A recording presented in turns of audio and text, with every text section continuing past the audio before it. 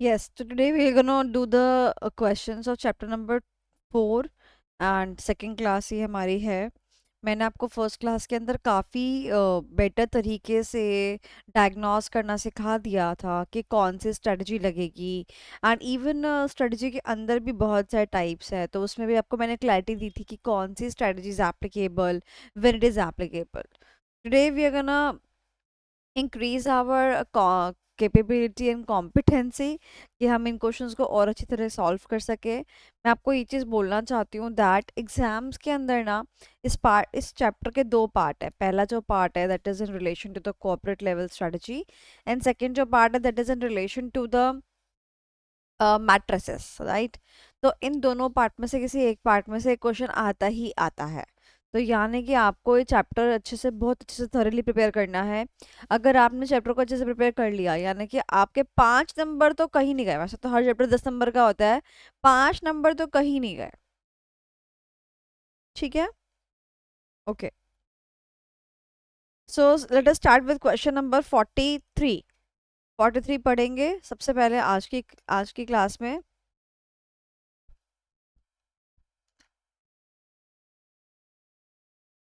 Okay, so question number 43।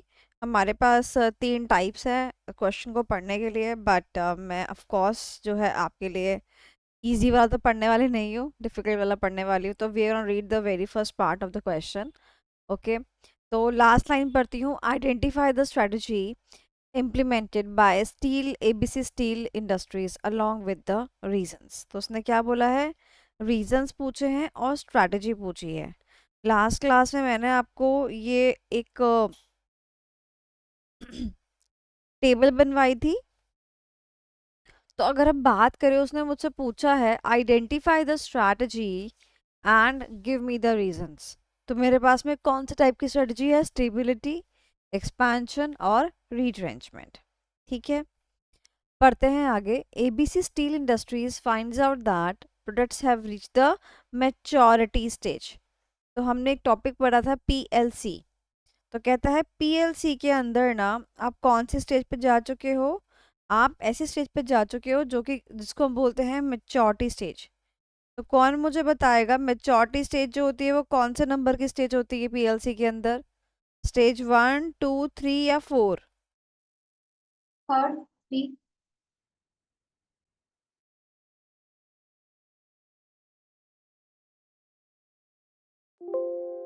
हाँ जी, आवाज मुझे नहीं आ पा रही थी, दोबारा बोलिए। Third. Third, very very good. So इसका मतलब ये थर्ड स्टेज पर है। थर्ड स्टेज पर अगर मैं आपको बोलूं कि कोई भी कंपनी का जो प्रोडक्ट लाई करता है, कोई भी कंपनी का जो प्रोडक्ट लाई करता है वो इस टाइम स्टेज नंबर 3 पे लाई करता है। अगर मैं आपको ये चीज़ बोलूं तो आप इससे क्या इंटरप्रेट करेंगे, आप इससे क्या इंटरप्रेट करेंगे कि मेच्योरिटी स्टेज पर अगर कोई कंपनी का प्रोडक्ट है उसके बारे में आप क्या क्या बोल सकते हैं। पीएलसी में हमने पढ़ा था क्या क्या बोल सकते हैं। आप ये बोल सकते हैं कि भाई इन्होंने अभी जस्ट ग्रोथ का फेज खत्म किया है, बोलो हाँ कि ना। ग्रोथ फेज जस्ट एंडेड, आप लिख सकते हैं, बात जमा सकते हैं। और आप क्या लिख सकते हैं, सेल्स के बारे में, सेल्स कांस्टेंट हो गई होगी, क्योंकि यहाँ पर देखो सेल्स क्या हो रही है बेटा, सेकंड फेज के अंदर एकदम शार्प इंक्रीज हो रही है। बट यहाँ पर देखो ऑलमोस्ट सेम ही लेवल पे सेल्स रहती है आपकी। तो सेल क्या हो गई आपकी, कांस्टेंट हो गई है। इसके आगे की स्टेज क्या होगी आपकी, फोर्थ स्टेज होगी, यानी कि डिक्लाइनिंग इन नेचर होगा। यानी कि आपका प्रोडक्ट जो होगा उसकी सेल्स क्या कर जाएगी, डिक्लाइन कर जाएगी। क्या ये सारी बातें हम पीएलसी में पढ़ चुके हैं? जी हाँ। अब मैं आपको यहीं पर एक चीज़ बताना चाहती हूँ, ध्यान से मेरी बात सुनिएगा। हमारे पास में ना जो कॉर्पोरेट लेवल स्ट्रेटजी है ना, उसको मैं पीएलसी पर आपको प्लेस करके दिखा रही हूँ।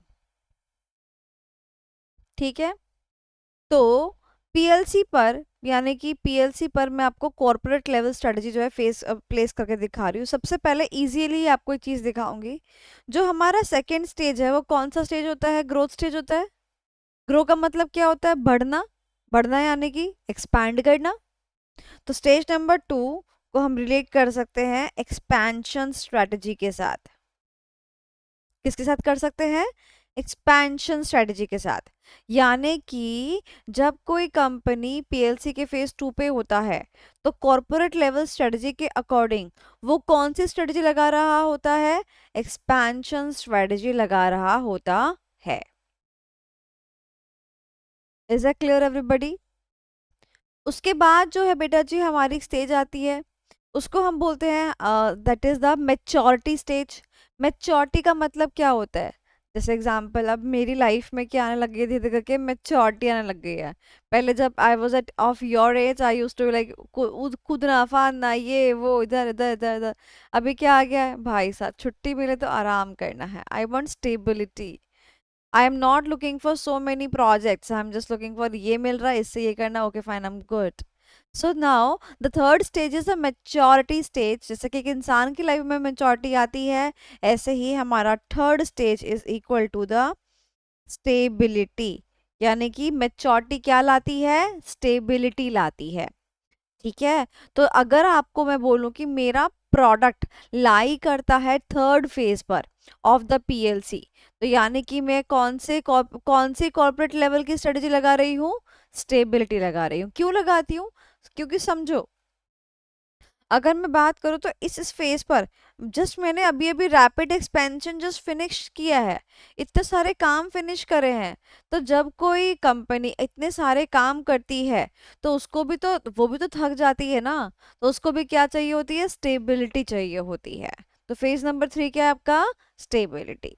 चलो अब मुझे बताओ, आपके पास में एक स्ट्रेटजी बचती है, दैट इज द रीट्रेंचमेंट स्ट्रेटजी, है ना?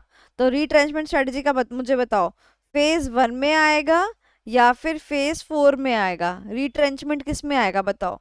रीट्रेंचमेंट क्या होता है?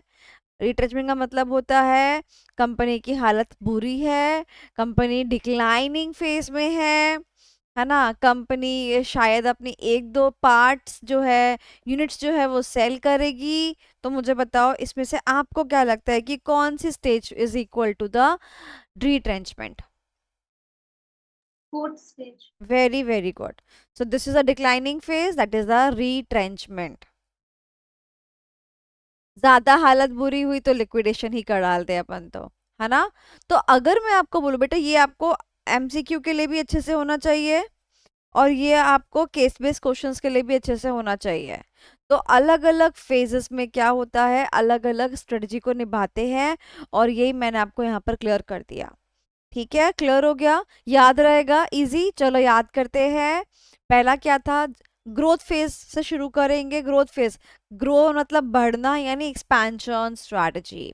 बहुत बढ़ गए, बहुत बढ़ गए, अब जीवन में क्या चाहिए? स्टेबिलिटी, यानी कि maturity stage is equal to stability. उसके बाद जो है एक दिन आएगा हम डिक्लाइन होते जाएंगे, हम कभी स्टेबल तो नहीं रहेंगे। एक दिन तो आएगा जब हमारा प्रोडक्ट की वैल्यू गिरेगी, हमारी कंपनी की वैल्यू गिरेगी, यानी कि डिक्लाइनिंग फेज, यानी कि फोर्थ फेज हमारा declining phase is equal to the retrenchment. Done done done done, समझ में आ गया? चलो वापस आते हैं इस क्वेश्चन पर। क्या कहा है इस क्वेश्चन ने? ABC steel industries finds out that its products have reached the maturity stage. तो अगर कोई कंपनी मैच्योरिटी स्टेज पे जा चुका है तो मुझे बताओ कॉर्पोरेट लेवल स्ट्रेटजी के अकॉर्डिंग कौन सी स्ट्रेटजी वो लगा रहा होगा? Stability. स्टेबिलिटी। ये एमसीक्यूज में भी आ सकता है बेटा, और ये आगे फर्दर केस स्टडीज में भी आ सकता है। तो जब आप इवन जो अब वो लंबे वाले केस सिनारियोस नहीं होते, उनको भी जब आप पढ़े ना, तो मैं आपको बता देना चाहती हूँ कि केस सिनारियोस में भी ना ये लोग सीधे सीधे मुंह नहीं बताते कि हम स्टेबिलिटी लगा रहे हैं, ये उल्टे मुंह बताते हैं कि हम ना पीएलसी के मैच्योरिटी स्टेज पर हैं। तो दोनों का कनेक्शन समझ में आ गया? ठीक है। उसके बाद सेकंड कहता है and already has over capacity. Over capacity का मतलब क्या होता है? ऑलरेडी वो अपनी औकात से बहुत ज्यादा काम कर रहा था। ऑलरेडी हैज ओवर कैपेसिटी, यानी यानी कि ये इस फेज में है, फेज नंबर 3 में है, मैच्योरिटी फेज है। ओवर कैपेसिटी का मतलब क्या है? अपनी औकात से ज्यादा कैपेसिटी से वो काम कर रहा था। देयरफॉर अब उसने क्या कहा?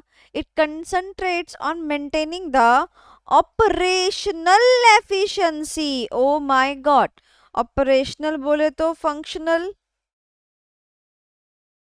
ऑपरेशनल बोले तो फंक्शनल। तो उसने क्या बोला कि भाई देखो, मैं ज़्यादा काम तो नहीं कर सकता हूँ, I just try to maintain the functional efficiency और I just try to maintain the operational efficiency. यानी कि एफिशिएंसी का मतलब समझाया था ना, कम इनपुट में ज़्यादा आउटपुट देना। यानी कि वो कहता है कि बस जो फंक्शन में परफॉर्म कर रहा हूँ ना, उस फंक्शन को मैं अच्छे से परफॉर्म करूंगा, मैं 10 जगह हाथ नहीं दूंगा, मैं हर चीज़ को अच्छा करने की कोशिश नहीं करूंगा। अब देखो, मैं आपको एक चीज दिखाना चाहती हूँ, ये देखो, ये देखो।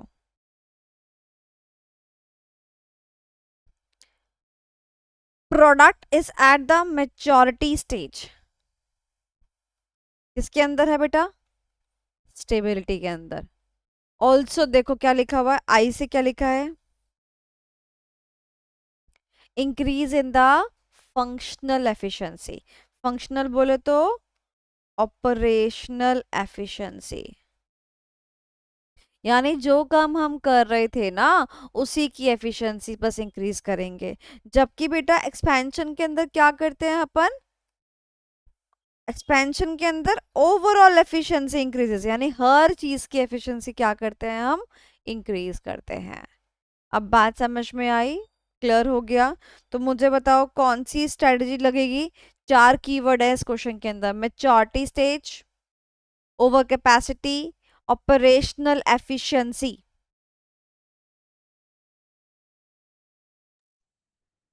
Yes, stability. Stability strategy. तो बहुत सारी बातों से हमारे को समझ में आता है the stability strategy is applicable. अब इसने क्या पूछा है? आइडेंटिफाई करना है स्ट्रेटेजी को और उसके रीजंस लिखने हैं। तो रीजंस में क्या लिखोगे? देखो यही तो लिखोगे रीजंस में, मैंने आपको बोला यही तो रीजंस है। Done done done done, easy simple. तो मुझे बताओ इसकी प्रेजेंटेशन कैसे रखोगे? डायरेक्ट रखोगे, केस स्टडी रखोगे? रीजन का कंटेंट हमारे पास कोई बहुत ज्यादा तो नहीं है ना? So will go with the case study.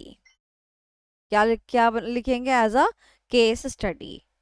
अच्छा, अगर यही क्वेश्चन ऐसे आ जाए नीचे की तरह तो क्या बन जाएगा? ये डायरेक्ट क्वेश्चन। तो आप उसको क्या कर सकते हैं? डायरेक्ट क्वेश्चन की तरह अटेम्प्ट कर सकते हैं। तो देखो, यहां पर उसने मुझसे पूछा identify the strategy and give the reasons. इसमें क्या लिखा है बेटा? देखो, व्हाट इज स्टेबिलिटी स्ट्रेटजी, यानी पहले स्टेबिलिटी स्ट्रेटजी का मीनिंग बताना पड़ेगा, उसके बाद रीजंस देने पड़ेंगे। अब यहाँ पर आपको एक टिप देना चाहती हूँ।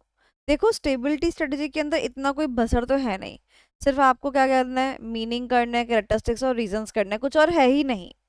ओके, तो जो ये यहाँ पर मैंने ये बॉक्स में दे रखा है ना, अगर आपको फुल मार्क्स चाहिए इस छोटे से क्वेश्चन के अंदर, तो आप जो है ना ये बॉक्स जरूर लिख कर आए, और बॉक्स के अंदर ही लिख कर आए। It is gonna make a good impression on the copy checker. क्या कहता है ये? Stability strategy is not a do nothing strategy. कहता है स्टेबिलिटी स्ट्रेटजी का मतलब ये नहीं है कि आप कुछ करो ही मत। ऑर्गेनाइजेशन को तो हमेशा अपडेट रहना पड़ेगा और हमेशा बिजनेस एनवायरनमेंट के साथ कदम से कदम मिलाकर चलना पड़ेगा, ताकि वो क्या कर सके? To preserve the market share. MS मतलब मार्केट शेयर।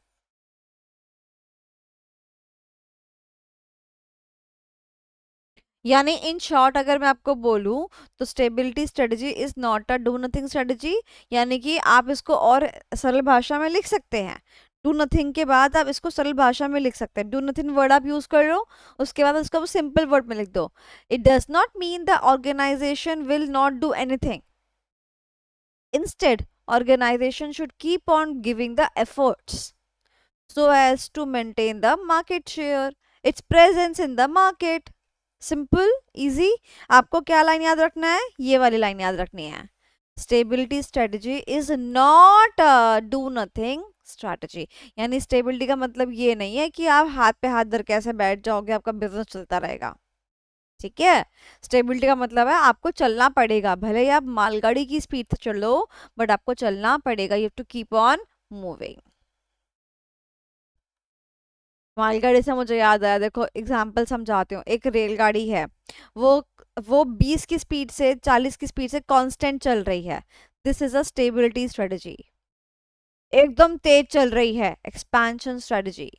एक गाड़ी के एक डब्बे में आग लग गई, उसने कहा ये डब्बा मुझे यहीं छोड़ना चाहिए, बाकी मेरे को अपना आगे परफॉर्मेंस करनी चाहिए, आगे जाना चाहिए, that is retrenchment, selling that part which is not giving me the profits. ठीक है, चलो। ओके, सो आई बिलीव आपको ये क्वेश्चन जो है अच्छे से समझ में आ गया होगा, वही रीजंस यहाँ पर आपको दे रखे हैं। ओके, चलिए अब बात करते हैं क्वेश्चन नंबर 44 की, not 24, just 44। Question number 44. Now, if I'm jumping onto this particular question, I can see that there are multiple questions being asked, 1, 2 and 3. तो मैंने आपको बता रखा है, जब भी बहुत सारे क्वेश्चंस पूछे जाते हैं तो हम क्या करते हैं, हम बस जो क्वेश्चन पूछा जाता है उसको आंसर करते हैं, कोई प्रेजेंटेशन नहीं करते हैं। तो यहाँ पर एक और चीज़ मैं आपको बोलना चाहती हूँ, इतने बड़े क्वेश्चन को पढ़ने से पहले यहाँ पर मैं आपको बोलूँगी, जैसे हम क्वेश्चन की लास्ट लाइन पढ़ा करते थे ना, सिमिलरली आप यहाँ पर जो क्वेश्चंस पूछ लिखे हुए हैं ना यहाँ पर, एक बार वो पढ़ ले, फिर क्वेश्चन पढ़ेंगे ना तो आपको इजीली समझ में आएगा। ठीक है, तो देखो क्या लिखा है। If HPPL and HLP join hands, oh my god, दो कंपनी का नाम आ गया, मेरे कान खड़े हो जाने चाहिए। And make a new entity named health and hygiene pharma limited. आप मुझे बता सकते हैं यहाँ पर दो कंपनियां थी, दो कंपनियां आपस में क्या कर गई बेटा, क्या कर गई बेटा आपस में?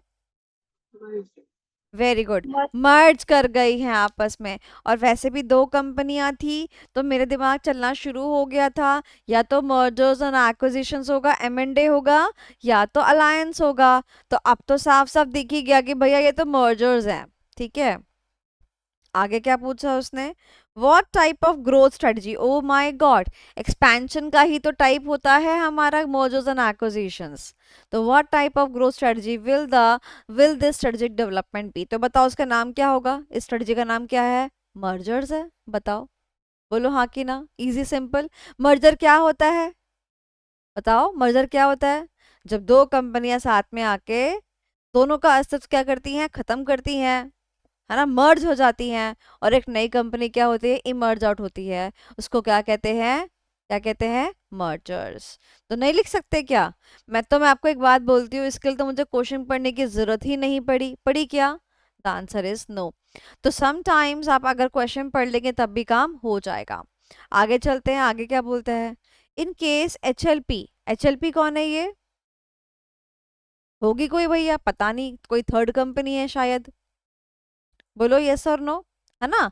If in case HLP sold out to HPPL and HLP cease to exist, oh my god, अब यहाँ पे दो कंपनी कौन सी है, HLP है और HPPL है। क्या बोला उसने, in case HLP is sold out to HPPL, तो बताओ खरीदने वाली कंपनी कौन है? HPPL उसने किसको खरीदा? HLP को खरीदा। और जब HLP को खरीदा तो HLP की जो एग्जिस्टेंस थी वो क्या कर गई, सीज कर गई। सीज का मतलब क्या होता है? तो अब मुझे बताओ, अब कौन सी स्ट्रेटजी लगी है? एक्विजिशन। तो ऊपर लगा था मर्जर और नीचे क्या लगा है, एक्विजिशन। एक्विजिशन के अंदर क्या होता है, एक कंपनी दूसरी कंपनी को खरीदती है ना। जब खरीदती है, अकाउंट्स का जो कंटेंट याद किया है उसको लिख दो ना। खरीदते वक्त उसकी वैल्यूएशन की जाती है, दूसरी कंपनी की जो एग्जिस्टेंस होती है वो खत्म हो जाती है, इसको हम एक्विजिशंस कहते हैं। बोलो हाँ कि ना, लिख सकते थे आराम से, मैंने अभी तक क्वेश्चन नहीं पढ़ा। अब आगे क्या कहता है, third part, what are the differences between the two identified growth strategy. यानी थर्ड क्वेश्चन में उसने क्या पूछा है, मर्जर्स एंड एक्विजिशन में क्या पूछ लिया बेटा, डिफरेंस। Difference between. तो क्या डिफरेंस बिटवीन नहीं लिख सकते, एक में हम क्या करते हैं, परचेज करते हैं, और मतलब बेसिकली एक कंपनी एग्जिस्टेंस में रहती है जो परचेज करती है, मर्जर में एक भी कंपनी एग्जिस्टेंस में नहीं रहती है। तो क्या ये सवाल आपका अकाउंट्स का बनता है, यस और नो? अब मैं आपको बोलूं कि यहाँ पर आप ये जो है इसको पढ़ लीजिए, तो पढ़ के भी आप क्या ही कर लेंगे, हमने तो बिना पढ़े ही सॉल्व कर लिया। सो जब ये क्वेश्चन फर्स्ट टाइम एग्जाम में आया था, आप देख सकते हैं, it is a PYQ, May 23। तो जब ये क्वेश्चन एग्जाम में आया था ना, तो स्टूडेंट्स को ना एक्सपेक्टेशन नहीं थी कि भाई ऐसा क्वेश्चन भी आ सकता है। बट अगर स्टूडेंट्स ने अच्छे तरीके से पढ़ाई करी थी और उनके कॉन्सेप्ट क्लियर थे, तो वो कर पाए। ठीक है। अच्छा मुझे बताओ कि अब मुझे इस क्वेश्चन के अंदर आपको ये पार्ट पढ़वाने की जरूरत है, या आपको समझ में आ चुका है, यस और नो? आ गया। आ गया है। चलो, अभी बात करते हैं डिफरेंस बिटवीन की। तो देखो बेटा, आपको यहाँ पर बहुत सारा कंटेंट दे के रखा हुआ है, देखिए। तो यहाँ पर ये आपका डिफरेंस बिटवीन एटलीस्ट 3 पॉइंट्स आप निकाल लीजिएगा, कौन से टैब्यूलर फॉर्मेट में। तो ये आपका होमवर्क है। तो आप क्या क्या लिख सकते हैं, आप मीनिंग लिख सकते हैं। मीनिंग में क्या होता है कि जब हम सामने वाली कंपनी को टेक ओवर करते हैं, उसको क्या कहते हैं, एक्विजिशन कहते हैं। इसमें क्या होता है, एक्विजिशन के अंदर जो स्ट्रॉन्ग कंपनी होती है ना, वो वीकर कंपनी को क्या करती है, एक्वायर करती है। तो स्ट्रॉन्ग और वीकर की बात कर सकते हो। ठीक है, यस और नो? मर्जर में क्या बोल सकते हो कि भाई नहीं, यहाँ तो टू और मोर ऑर्गेनाइजेशन जो है वो हाथ ज्वाइन करती हैं और एक नई कंपनी जो होती है वो फ्रेम की जाती है। ये फ्रेंडली होती है ज्यादातर, जबकि जो आपकी एक्विजिशन होती है वो अग्रेसिव होती है ना। ठीक है। इसके अंदर इसका के मर्जर्स के अंदर दोनों कंपनी का अस्तित्व क्या हो जाता है, खत्म हो जाता है। जबकि एक्विजिशन के अंदर सिर्फ वीकर कंपनी जो होती है, जो सोल्ड आउट होती है, उसका अस्तित्व खत्म होता है। लिख लोगे अभी तो बताओ, अकाउंट्स की बात है ये तो। Yes ma'am. Done done done done. चलो okay, so we are moving to the next question. We are going with question number 42। Purvanshi, आज तबीयत ठीक नहीं है बेटा, आज कहाँ हो पूर्वांशी? मैम वो कैमरा ऑन नहीं कर सकती, सुन रही हूँ। ठीक है, चलो ओके। मैंने कहा तबीयत वगैरह तो सब सही है ना, बस वो ठीक होनी चाहिए, एग्जाम टाइम है ना, तो बस। यस। हाँ चलो ओके। सो पूर्वांशी, अगर तुम सुन ही रही हो तो फिर क्वेश्चन को रीड ही कर दो। Yes ma'am. Discuss the nature of strategic choices being suggested by the two brothers with reference to the payoffs and the risks involved. O my God, ये वर्ड मिला मुझे, स्ट्रेटेजिक चॉइसेस। क्या कोई मुझे बता सकता है इस चैप्टर का नाम क्या है? Strategic choice. तो इससे मुझे क्या समझ आया, चैप्टर नंबर 4 का क्वेश्चन है। तो उसने बोला कि जो दो ब्रदर्स हैं, इनकी इनकी जो इन्होंने चूज करा है आउट ऑफ द चॉइसेस, इनका नेचर बता दीजिए with reference to the payoffs and the risk involved. Payoff का मतलब क्या क्या प्लस पॉइंट है, एंड रिस्क का मतलब क्या क्या माइनस पॉइंट है। तो जब ये क्वेश्चन जो है बेटा, एक बारी जब ये PYQ में आया, तो बच्चों ने ना मतलब क्वेश्चन को अटेम्प्ट करा, ऐसा उसमें कोई प्रॉब्लम नहीं आई। बट ना वो पॉजिटिव और नेगेटिव पॉइंट के बारे में बात करना भूल गए थे। तो आप इस बारे में बात करना ना भूलें, ध्यान रखें, क्वेश्चन को पूरा कंप्लीट पढ़ें। ओके चलिए रीड करते हैं, yes पूर्वांशी। Yes, ma'am. Gautam and Siddhartha, two brothers, are the owners of a cloth manufacturing unit located in Faridabad. तो They फरीदाबाद are के doing अंदर इनका एक क्लॉथ मैन्युफैक्चरिंग यूनिट है। ठीक है, तो ये दोनों लोग जो है क्या करते हैं, कपड़ा बनाते हैं। ध्यान से सुनना, क्या बनाते हैं, कपड़ा बनाते हैं। कहाँ बनाते हैं, फरीदाबाद के अंदर बनाते हैं। Okay, continue. They are doing well and have substantial surplus funds available within the business. इनके पास खूब सारा पैसा है। They have different approaches regarding corporate strategies to be followed. इसका मतलब अब पैसा खूब है बट दोनों के काम करने के अप्रोचेस अलग अलग है with respect to the corporate strategy. यानी कॉर्पोरेट स्ट्रेटजी कौन कौन सी होती है? स्टेबिलिटी, एक्सपेंशन और रिट्रेंचमेंट। तो जब मैंने कहा क्वेश्चन के अंदर वर्ड गिवन है कि गौतम और सिद्धार्था की डिफरेंट अप्रोचेज हैं टुवर्ड्स द कॉर्पोरेट स्ट्रेटजी, यानी कि ये अपनी अलग अलग कॉर्पोरेट स्ट्रेटजी लगाना चाहते हैं। एक का दिमाग किसी में चलता है, एक का दिमाग किसी में चलता है। तो क्या आपको इस पैराग्राफ से इतना क्लियर हो गया कि गौतम और सिद्धार्थ अपनी अलग अलग approach with respect to the corporate strategy. देखो बेटा, एग्जाम में जब क्वेश्चन आता है ना तो आपको डिटरमाइन खुद करना पड़ता है कि चैप्टर 1 लगेगा, 2 लगेगा, 3 लगेगा कि 4 लगेगा। आज तो कोई दिक्कत नहीं हो रही, हमें पता है हम चैप्टर वाइज क्वेश्चन सॉल्व कर रहे हैं। तो इस वाले पर्टिकुलर पॉइंट से हमको समझ में आएगा, oh it is talking about this particular topic. Okay, चलो next paragraph. Gautam is interested in acquiring another industrial unit located in Faridabad, manufacturing stationery items such as permanent markers, notebooks, pencils, and pencil sharpeners, envelopes, and other office supplies.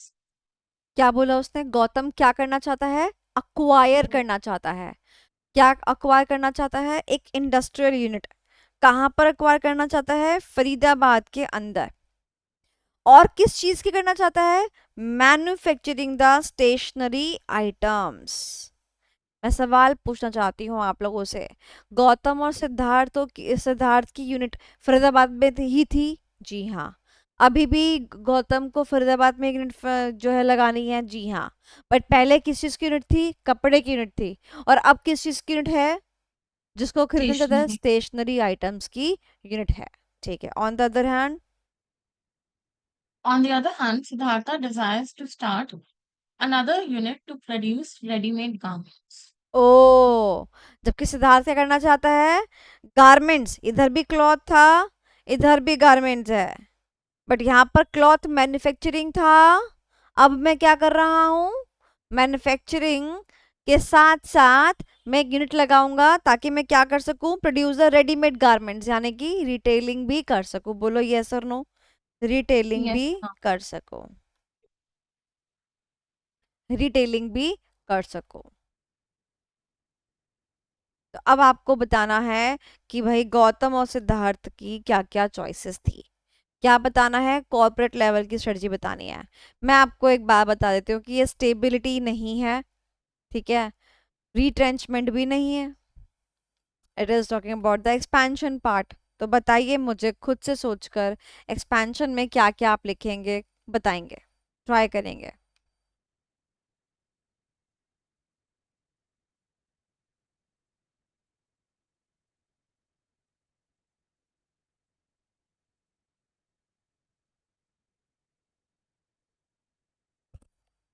हाँ जी, very good question, it can come in the exam. Ma'am, Gautam तो conglomerate diversification ही हो जाता है मुझे, क्योंकि unrelated business जाना।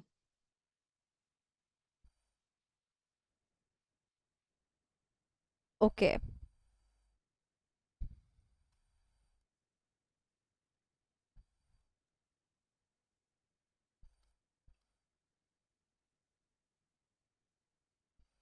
हाँ जी। सो दो भाई थे, दोनों क्या चला रहे थे? तो मैं यहाँ लिखती हूँ existing, existing, new, new cloth manufacturing Faridabad, cloth manufacturing Faridabad. इसने क्या किया? इसने फरीदाबाद के अंदर ही एक्वायर करने में इंटरेस्ट दिखाया। Manufacturing stationery. मैन्युफैक्चरिंग, जब तक मैं ऐसे लिखूंगी ना आपको समझ नहीं आएगा। Manufacturing stationery Faridabad. और इसने क्या किया बेटा, इसने किया desires to start another unit to produce readymade garments.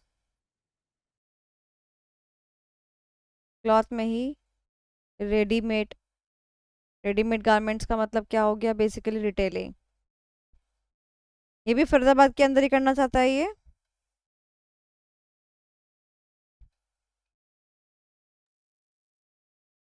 Okay चलो।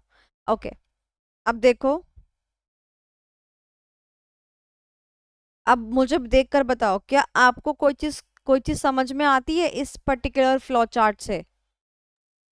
इस particular ma'am flow chart Siddharth से बताओ किसको क्या क्या समझ में आता है। Ma'am Siddharth vertically integrated diversification. ये कैसे कर रहा है, पहले ये मैन्युफैक्चरिंग कर रहा था, अब ये क्या कर रहा है, रिटेलिंग कर रहा है। किस चीज की, सेम चीज की, है ना, क्लॉथ का ही सप्लाई चेन चल रहा है। तो सेम सप्लाई चेन में वो क्या कर गया बेटा बताओ, मैन्युफैक्चरर था, अब क्या कर गया, फॉरवर्ड कपड़ों का रिटेलर बन गया। तो ये बताओ सप्लाई चेन में आगे बढ़ा कि पीछे पीछे बढ़ा, आगे फॉरवर्ड फॉरवर्ड। बड़ा तो ये क्या है फॉरवर्ड बेटा, फॉरवर्ड इंटीग्रेशन डाइवर्सिफिकेशन। और ये किसका पार्ट होता है बताओ, कॉन्सेंट्रिक का कि कॉन्ग्लोमरेट का, कंसेंट्रिक। कॉन्सेंट्रिक का। इजी सिंपल, समझ में आ गया। ओके यस मैम देखो सिद्धार्थ के बारे में, Siddharth seeks to move forward in the chain of the existing product. कैसे, फॉरवर्ड इंटीग्रेशन से। जो आपने बात बोली उसका ये पैराग्राफ यहाँ पर लिखा हुआ है। आपसे आपको मैं बोलूंगी जस्ट 1 मिनट लो और ये पैराग्राफ को एक बार रीड कर लो, फटाफट से रीड कर लो इस पैराग्राफ को, just give it a 1 minute reading, ताकि आपको कोई एक आंसर लिखने के लिए एक पैराग्राफ तो एटलीस्ट मिल जाएगा।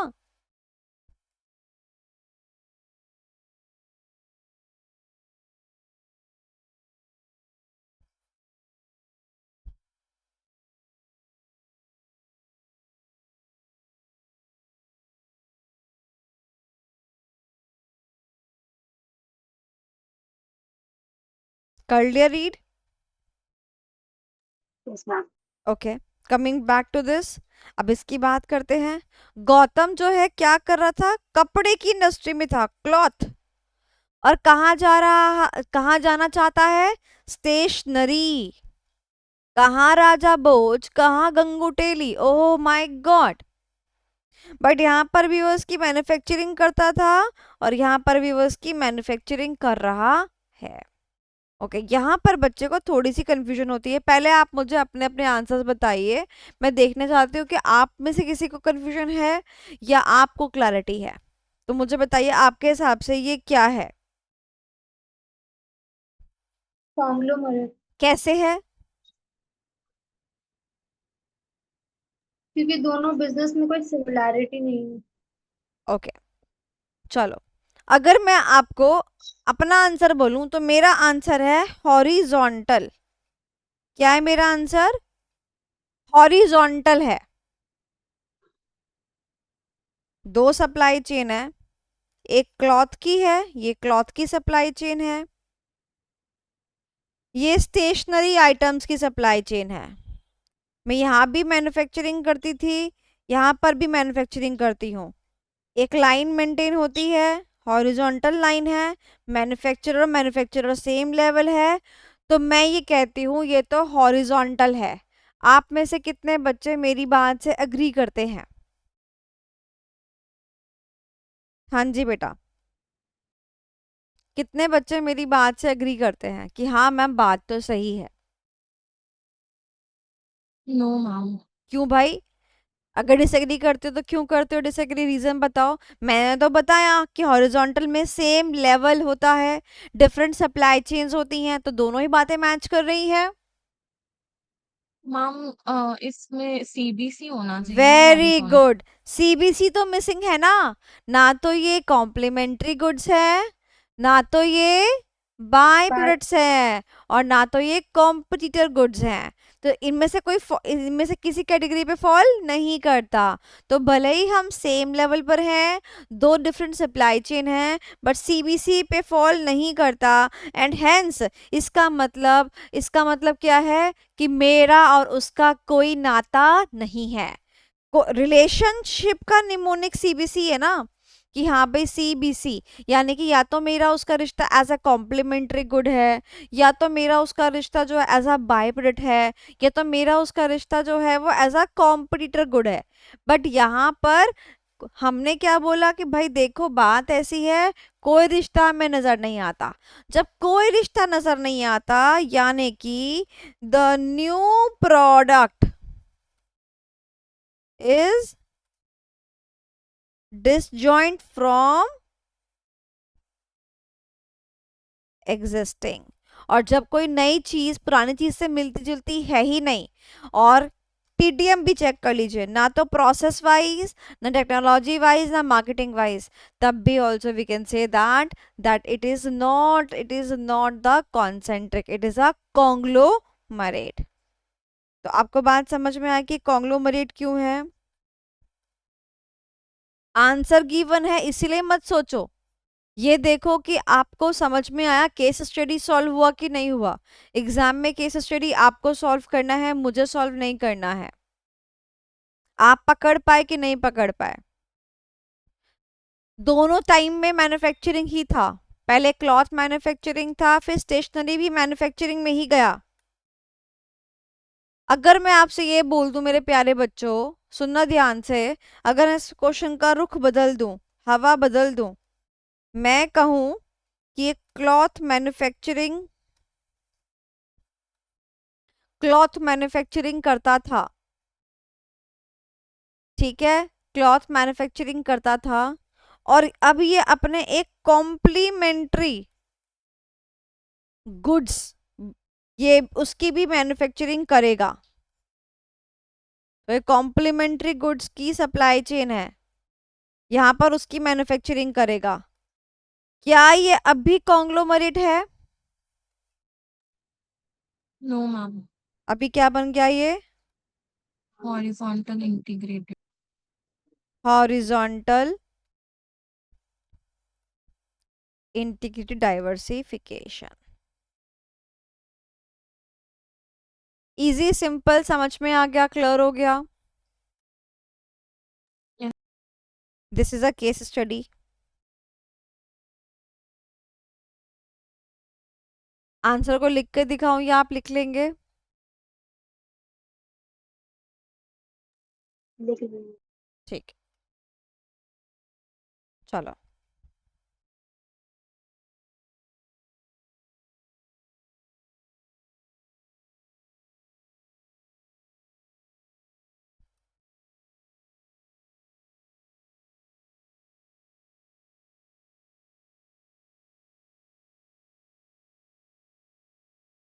क्वेश्चन नंबर 38 मैंने आपको होमवर्क दिया था, आपने कर लिया होगा।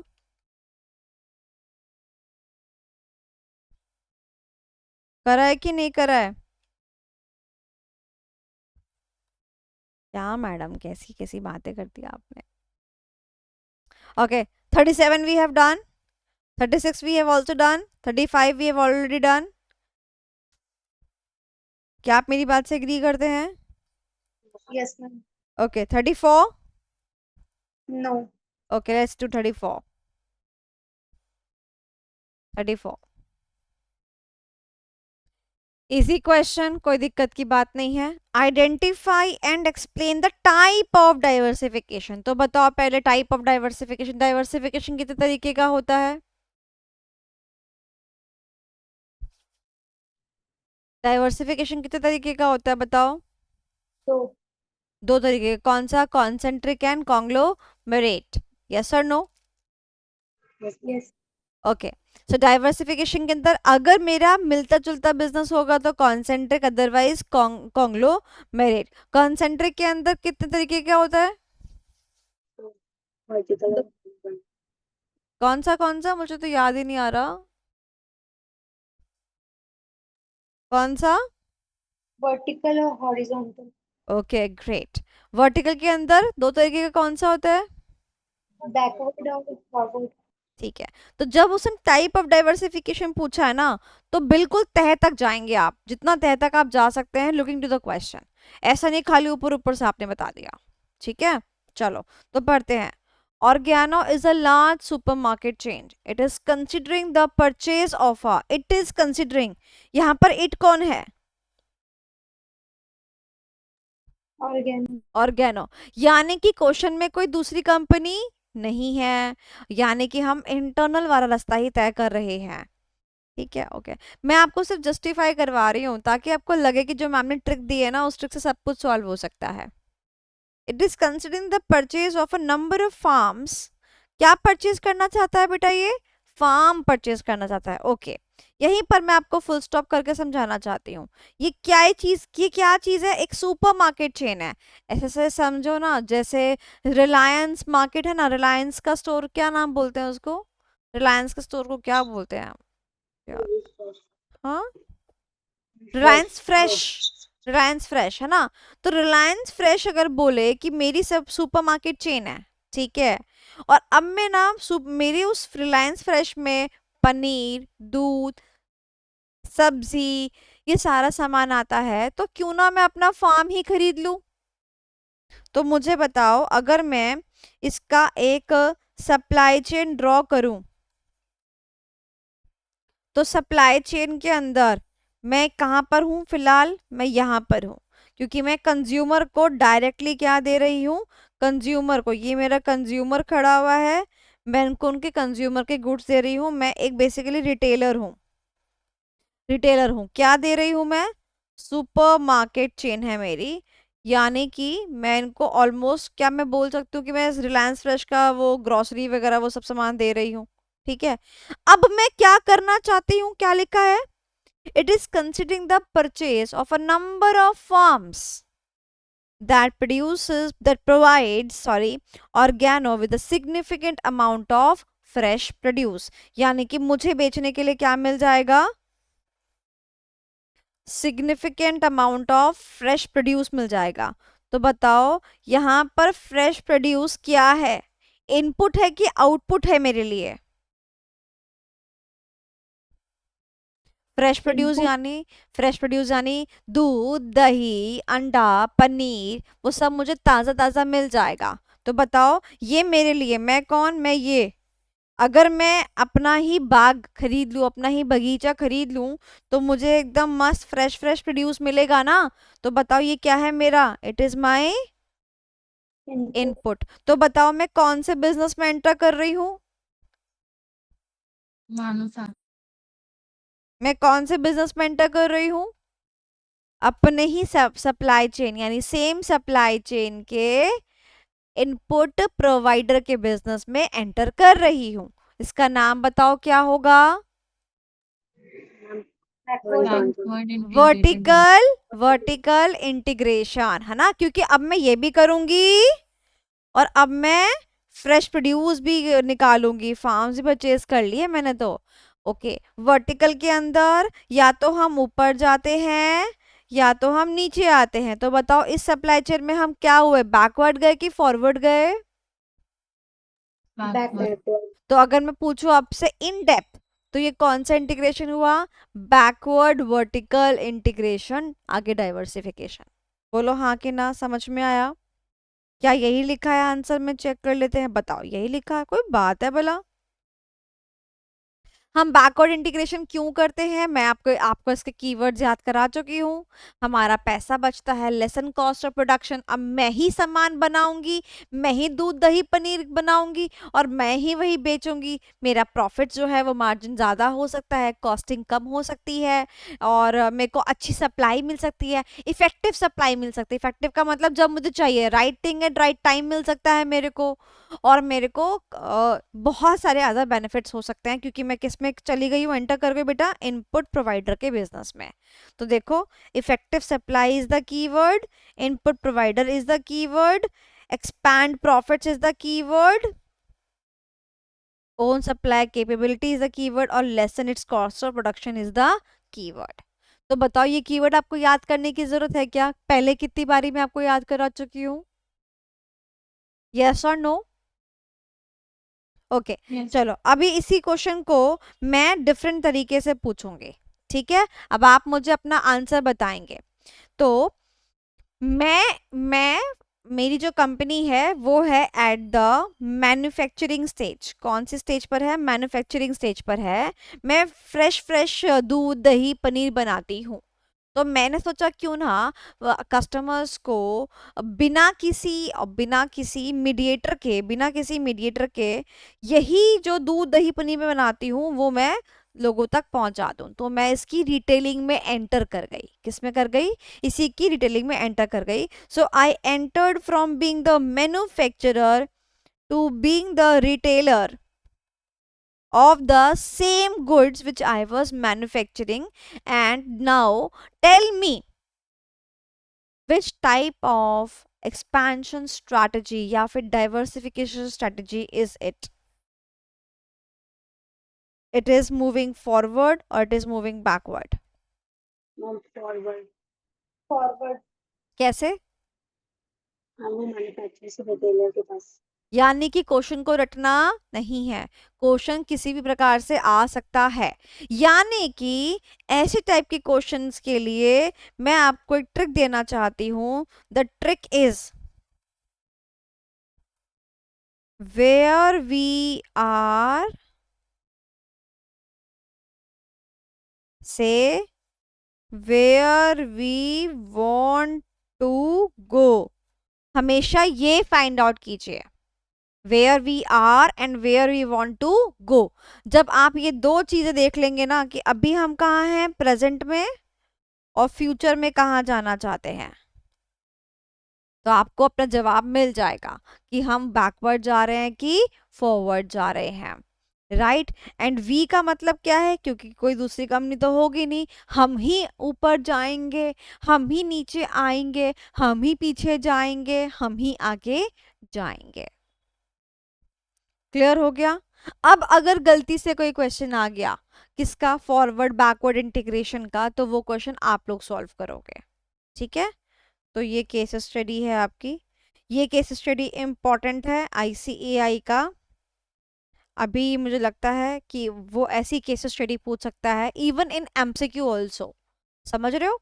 तो MCQ के लिए भी आप प्रिपेयर कर लीजिए। टाइप ऑफ डाइवर्सिफिकेशन में वो आपको ऑप्शन दे सकता है 4, और उसमें से आपको ठीक ऑप्शन सेलेक्ट करना हो, ये हो सकता है। कर लोगे ना? Yes. चलो, so we are done with question number 34 also. 33 मैंने आपको होमवर्क दिया था, सिमिलर क्वेश्चन था। Any problem in 33? No. कर लिया आप लोगों ने? चलो, तो 33 ऑल्सो यू हैव डन। 32 भी अपन ने कर लिया, 31 भी कर लिया।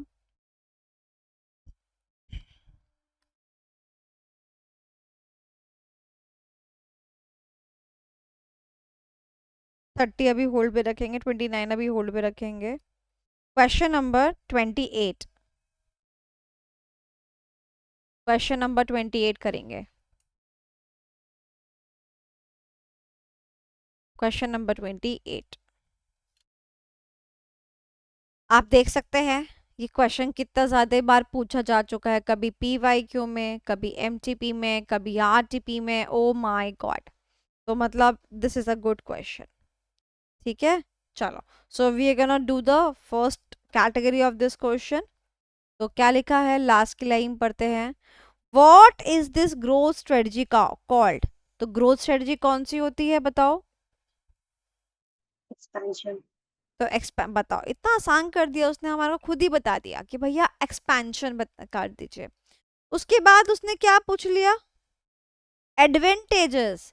Point out the most important advantages. ध्यान से मेरी बात सुनना, एडवांटेजेस पूछ लिए। अच्छा सुनना, मैं आपको चीज दिखाना चाहती हूँ। जब हम एक्सपेंशन की बात करते हैं और एक्सपेंशन में हमारी जो भी टाइप की स्ट्रेटजी होती है, जैसे एग्जांपल यहाँ पे डाइवर्सिफिकेशन दो कैटेगरी का है, कॉन्सेंट्रिक एंड कॉन्ग्लोमरेट। तो कॉन्सेंट्रिक एंड कॉन्ग्लोमरेट के अगर आप देखें ना, यहाँ पर बेनिफिट्स भी दे रखा है, देख रहे हो? बेनिफिट्स का मतलब क्या होता है? एडवांटेजेस। तो अगर मान लो, ध्यान से मेरी बात सुनो, अगर मान लो मेरे पास में क्वेश्चन आता है एग्जाम के अंदर, क्या क्वेश्चन आता है कि एक्सपेंशन स्ट्रेटजी वर्ड गिवन है, कि हाँ भाई एक्सपेंशन स्ट्रेटजी का वर्ड गिवन है, साथ में एडवांटेजेस वर्ड गिवन है, एडवांटेजेस वर्ड गिवन है, तो मेरे पास में दो ऑप्शंस आते हैं, दो ऑप्शंस आते हैं। ऑप्शन नंबर 1 कि वो एडवांटेजेस या बेनिफिट्स वर्ड भी आ सकता है, ठीक है, वो एडवांटेजेस या वो बेनिफिट्स लाई करते हैं option number 1 category. First category कौन सी है कि या तो वो कॉन्सेंट्रिक एंड कॉन्ग्लोमरेट है, या फिर ऑप्शन नंबर 2 क्या है बेटा? और आपको कहां पर दे रखे हैं एडवांटेजेस, बताएंगे? सोचो, अपनी कॉपी को पूरा खंगालो, और कहाँ दे रखे हैं बताओ? एडवांटेजेस कहीं दे रखे हैं? ये एडवांटेजेस है? नहीं है। कहीं दे रखा है एडवांटेजेस? बताओ कहाँ दे रखा है? अलायंस के अंदर। तो इसका मतलब कि अगर मेरे को ऑप्शन नंबर 2 देखूं तो मेरे को मिलना चाहिए स्ट्रैटेजिक अलायंस। जैसे ही टीचर सोचता है ना बेटा क्वेश्चन सॉल्व करते वक्त, मैं आपको वही चीज जो है आपको दे रही हूँ, कि जब जैसे मैं सोचती हूँ इसका आंसर कैसा होगा, वही चीज मैं आपको, वही टेक्निक में आपको दे रही हूँ। तो अगर इसने मुझे बोला कि ग्रोथ स्ट्रेटजी जो है वो बता दीजिए, ठीक है, ग्रोथ मतलब एक्सपेंशन बता दीजिए, फिर उसने मुझे बोला एडवांटेजेस बता दीजिए, तो मैं अगर खाली एडवांटेज तक की बात लिखी है तो या तो ये कॉन्सेंट्रिक कॉन्ग्लोमरेट के ऊपर क्वेश्चन होगा, ठीक है, या तो ये अलायंस के ऊपर क्वेश्चन होगा। आगे लाइन रीड करते हैं। Point out the most important advantages both the companies. O my God, दो कंपनीज का एग्जिस्टेंस आ गया, बोथ द कंपनीज। बताओ, अगर दो कंपनियां होती हैं तो ये इंटरनल वाला रास्ता होता है कि एक्सटर्नल वाला रास्ता होता है? एक्सटर्नल।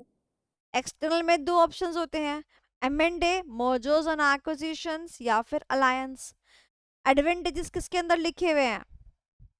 अलायंस। अलायंस के अंदर। तो मैंने अभी क्वेश्चन नहीं पढ़ा, और इवन अभी तो क्वेश्चन की लास्ट लाइन भी पूरी तरीके से नहीं पढ़ी है। तो advantages both the companies expect, यानी यहीं तक पढ़ने पर मैं अपना आंसर देख चुकी हूँ, अलायंस इसका आंसर बनता है। बट इस बात की पुष्टिकरण के लिए उसने आगे क्या बोल दिया? From such strategy oblique collaboration.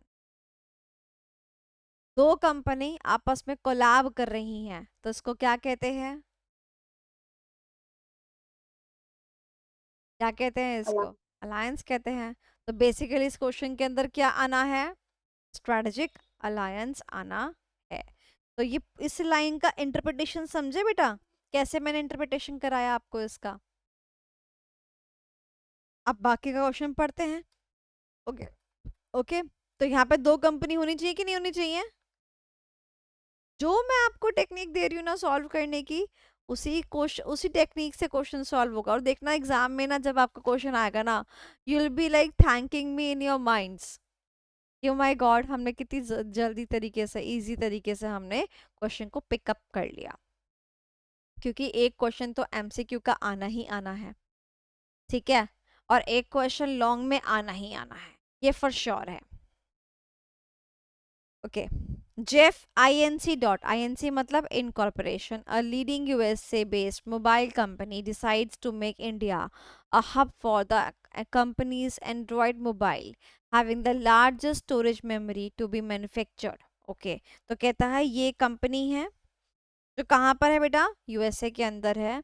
वो अब ये काम करना चाहती है, स्टोरेज मेमोरी वाला फलाना ढिमकाना करना चाहती है, इन कोलैबोरेशन विद देसी group, leading Indian mobile manufacture. तो बताओ दो कंपनियां हैं कि नहीं?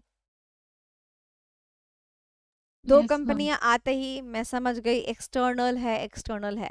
अब दो कंपनियां के, दो कंपनी के साथ में क्या वर्ड आया? कोलैबोरेशन। कोलैबोरेशन का मतलब जॉइंट वेंचर है। जैसे कई बारी ब्रांड्स कोलैब नहीं करते, आपने तो ये वर्ड सुना होगा। यूट्यूब पे कोलैबोरेशन चलती है, इंस्टाग्राम पे कोलैबोरेशन चलती है, तो ऐसे इन दोनों ने क्या कर लिया? कोलैब कर लिया। The production is expected to be the company's home market as well as to the other European countries. जो कंपनी जो प्रोडक्शन है उसको कहाँ का एक्सपोर्ट किया जाएगा? होम मार्केट के अंदर भी, यानी कि अपना इंडिया में भी, और यूरोपियन मार्केट से भी करा जाएगा। तो अभी मुझे बताओ कि यहाँ पर कौन सा टॉपिक लगेगा। ये वाली बात तो हम लास्ट टाइम पढ़ के ही समझ गए थे, क्या मुझे इसकी कोई ज़रूरत थी? द आंसर इज नो, फिर भी मैंने पढ़ लिया। तो अलायंस क्या होता है, उसके advantages and disadvantages I believe आप सबको आते होंगे। Okay, now my question to you is, क्योंकि उसने एडवांटेजेस पूछे हैं, कितने एडवांटेजेस? 4। सॉप करके मैंने कीवर्ड आपको दे रखा है, निमोनिक आपको दे रखा है, देखो ये रहा। तो उसने आपसे 4 एडवांटेजेस पूछे हैं, और साथ में उसने आपसे आइडेंटिफाई करने को भी बोला है। तो 4 नंबर तो ये लिखने के हो गए, और 1 नंबर आइडेंटिफाई करने का हो गया अलायंस। ठीक है, मुझे बताओ केस स्टडी की तरह प्रेजेंट करोगे या नॉर्मल डायरेक्ट क्वेश्चन की तरह प्रेजेंट कर दोगे? बताओ फटाफट से।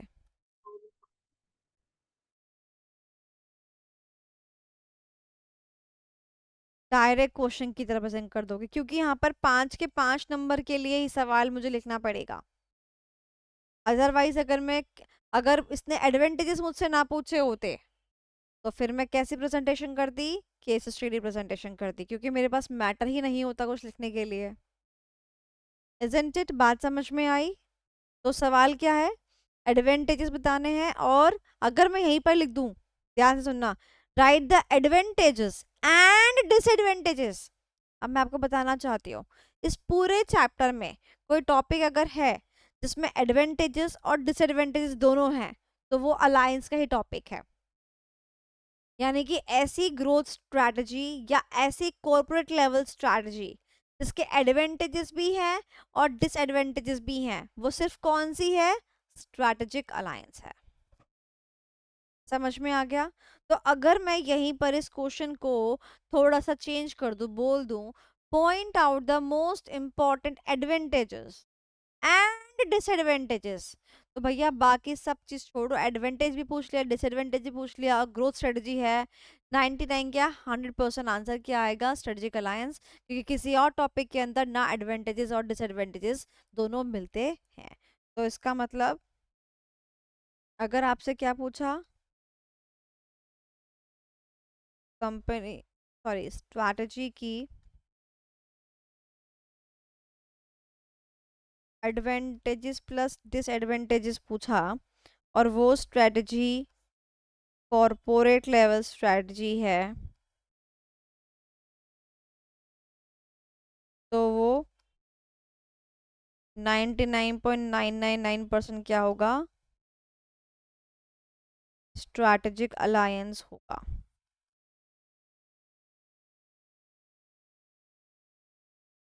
स्ट्रेटेजिक अलायंस की परिभाषा कोई मुझे बता सकता है क्या होती है? What do you mean by strategic alliance? क्योंकि खाली एक वर्ड लिख के अलायंस लिख के तो नंबर मिलेगा नहीं। तो अलायंस की परिभाषा लिखते वक्त किसकी परिभाषा याद रखोगे? जॉइंट वेंचर की परिभाषा याद रखोगे। किसकी परिभाषा याद रखोगे? जॉइंट वेंचर की। जॉइंट वेंचर क्या होता है? व्हेन टू और मोर companies they come together to do a certain task which individually they are not able to do so, or not able to do perform better, right? So they come together, they come for the permanent basis or for the temporary basis? किस basis पर आते हैं साथ में, बताओ? permanent या temporary? Temporary. तो यानी कि to achieve the temporary goals and objectives, या फिर goals and objectives of the time being. तो इसका डेफिनेशन पक्का पक्का याद कर लेना, मैंने आपको एक बारी हल्का इजी भाषा में बोल दिया। अदरवाइज अगर आपको याद करना है तो आप ये परिभाषा जरूर याद कर लीजिएगा, इंपॉर्टेंट है, प्लीज याद कर लीजिएगा। एमसीक्यू में भी आपसे पूछा जा सकता है। ओके, तो ऐसा एक चीज जो कंपनी करती है ऐसे ऑब्जेक्टिव्स को अचीव करने के लिए जो वो अकेले ऑब्जेक्टिव अचीव नहीं कर पाती है, तो वो क्या करती है, अलायंस बनाती है। तो अलायंस बना के वो ऐसे ऑब्जेक्टिव्स को अचीव करती है जो ऑब्जेक्टिव्स वो अकेले अचीव नहीं कर सकती। डन डन डन डन, समझ में आ गया everybody? Yes. Question number 25, 26 and 27 हम लोगों ने लास्ट क्लास में कर लिया था। Yes, ma'am. 24 मैंने आपको क्या कराया था, क्रॉस कराया था। सिर्फ एमसीक्यू के पॉइंट ऑफ व्यू से आप क्या कर लीजिए, उसको याद कर लीजिए। ठीक है, क्रॉस करवा दिया था मैंने आपको। सिर्फ एमसीक्यू के पॉइंट ऑफ व्यू से आपको बताना है कि मोस्ट सीवियर कंडीशन कौन सी होती है। तो 24 भी हो गया आपका।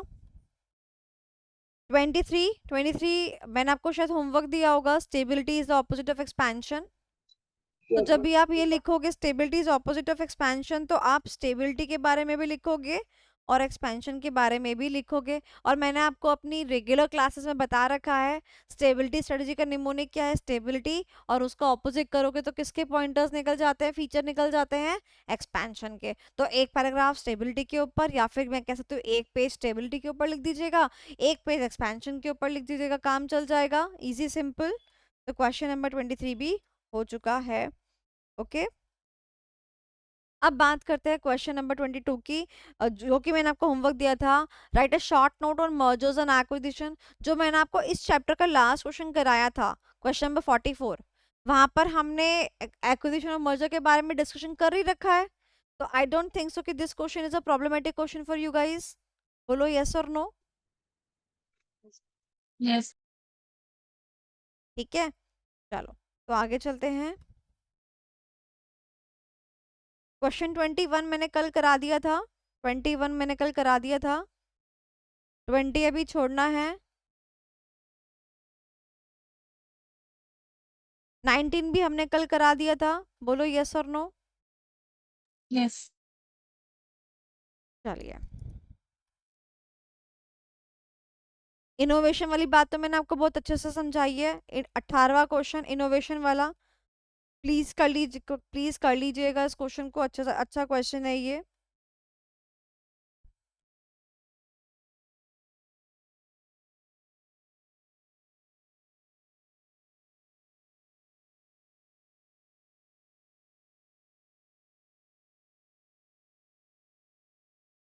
Question number 13 we have done, आपको होमवर्क में दिया था। Yes, ma'am. इसमें तो कुछ है ही नहीं।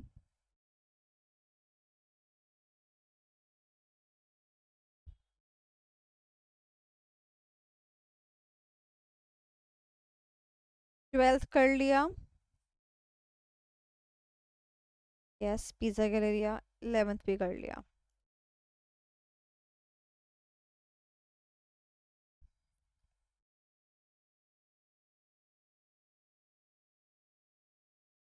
ओके, क्वेश्चन नंबर 10 करें। चलो लेट्स डू क्वेश्चन नंबर 10।